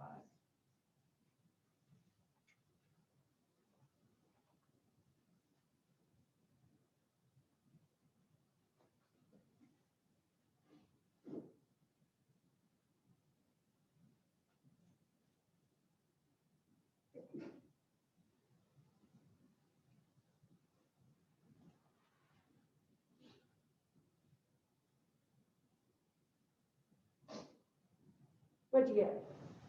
13. 13. So the magnitude of vector 12, 5 is 12 squared plus 5 squared here. So it's 144 plus 25.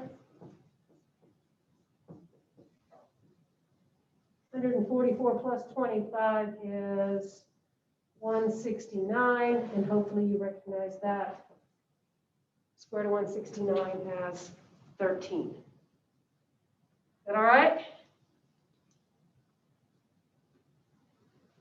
Okay, if I take this vector and I make it twice as long, then what I do to do that is just multiply the vector by 2.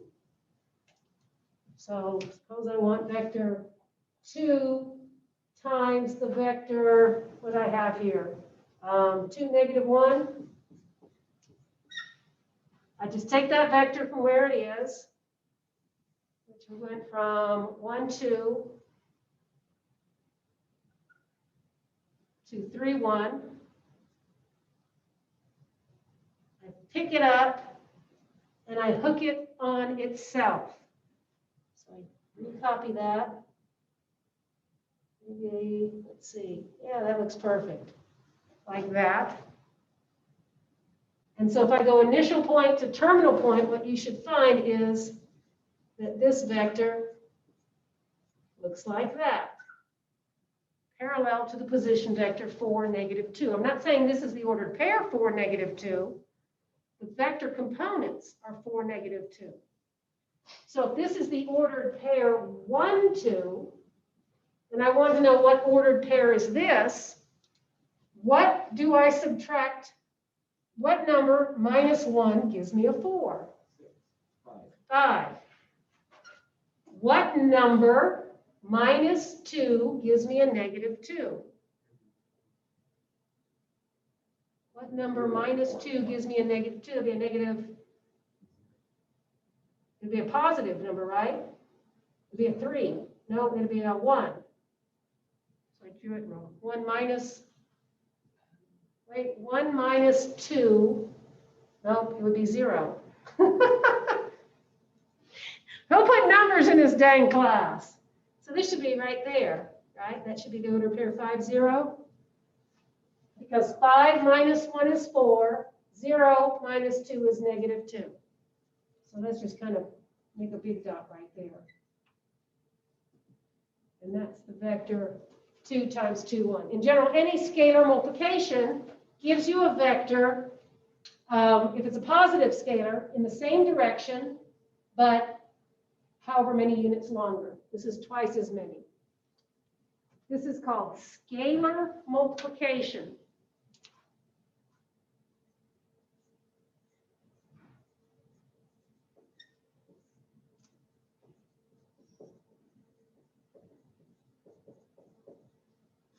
When we're talking about vectors, a scalar is just a regular old number, a constant.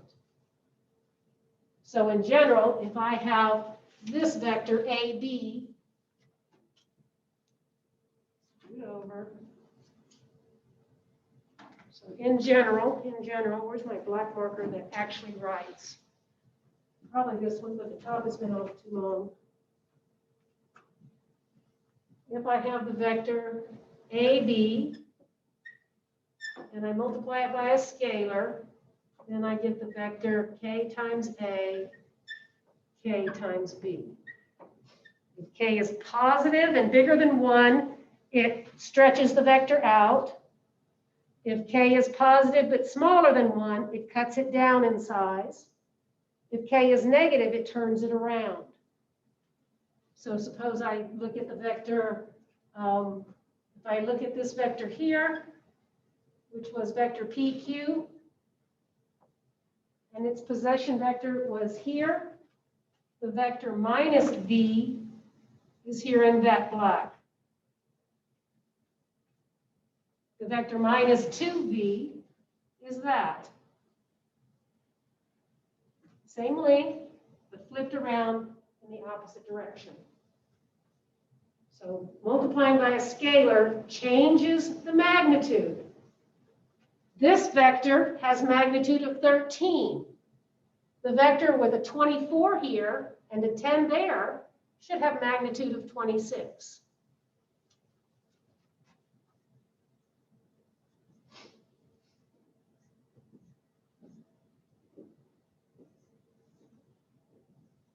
Oops, that's a 10. Because I can think of 24 squared as 2 times 12, all squared. 10 squared is 2 times 5, all squared. They have a common factor of 2 squared, which I can put out here.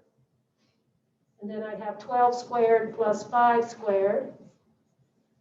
And then under a radical sign, I can pull out the constant if it's a product. So I can pull this out as the square root of 2 squared, which would give me that. So multiplying by a scalar changes the length by the size of that scalar. Multiplying by k gives a magnitude of k times the original magnitude. Now, a lot of times in our physics applications, we like to work with something called a unit vector that has the same direction as the vector in the plane. Unit means 1. We can construct a vector that has a length of 1 and the same direction as a given vector simply by scalar multiplication. I have a given vector, say, of length 13, and I want a vector with the same direction. I just divide each of the components by 13.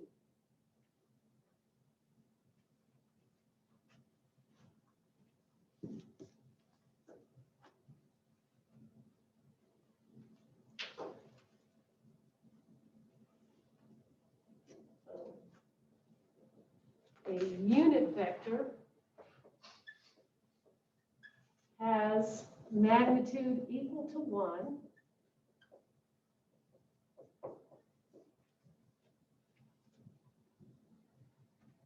scroll.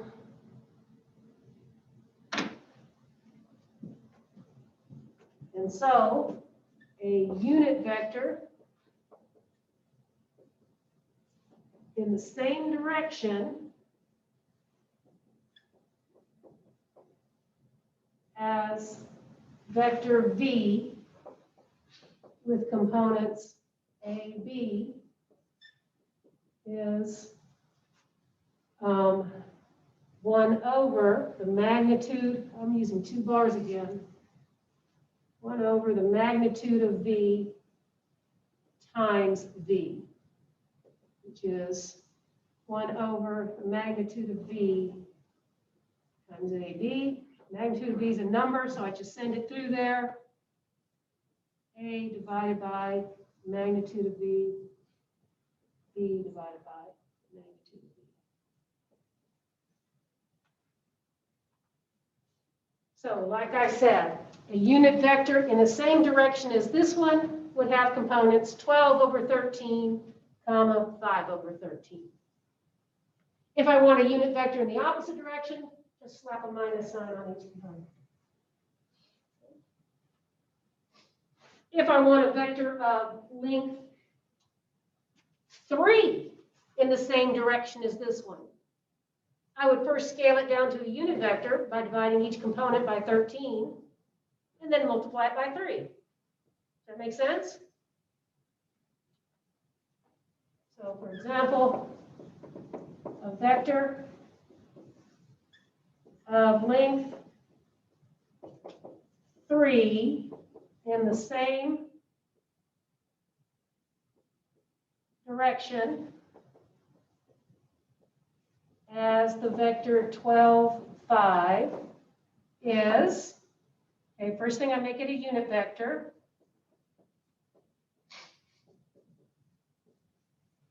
And then I multiply it by 3. So if I put that inside, I get 36 over 13, 15 over 13. Whether you leave it out or in doesn't matter to me.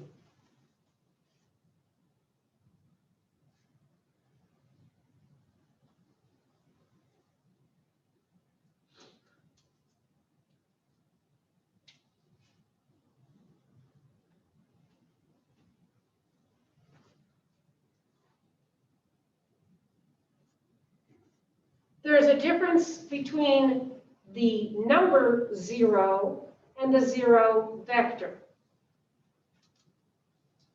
When you see it like this, that's the scalar, 0. When you see it like this, that's a vector. That's the 0 vector. And that means all of its components contain the number 0.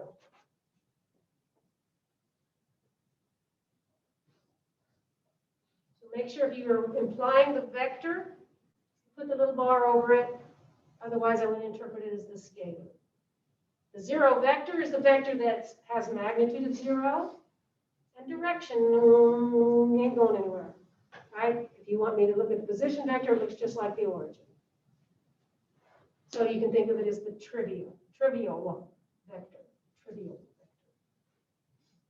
vector. Okay, I don't know about you, but I'm tired. It's hot. Would it kill you if we left 5 minutes early? I'll stay if you want me to. I seemed to lost you when I said chapter 9. You went, I'm checking out of this one now. Okay, get busy on homework on section 8.8 so that you can ask me questions about it. I don't know what to do, but feel free to ask me questions about it and we can get stuff. It does. So get it home, everybody. These people are making me leave 5 minutes early. They begged me. Hey, it was your idea. I know it was my idea. I couldn't make it. All right. See if they have any questions here. They're logging out.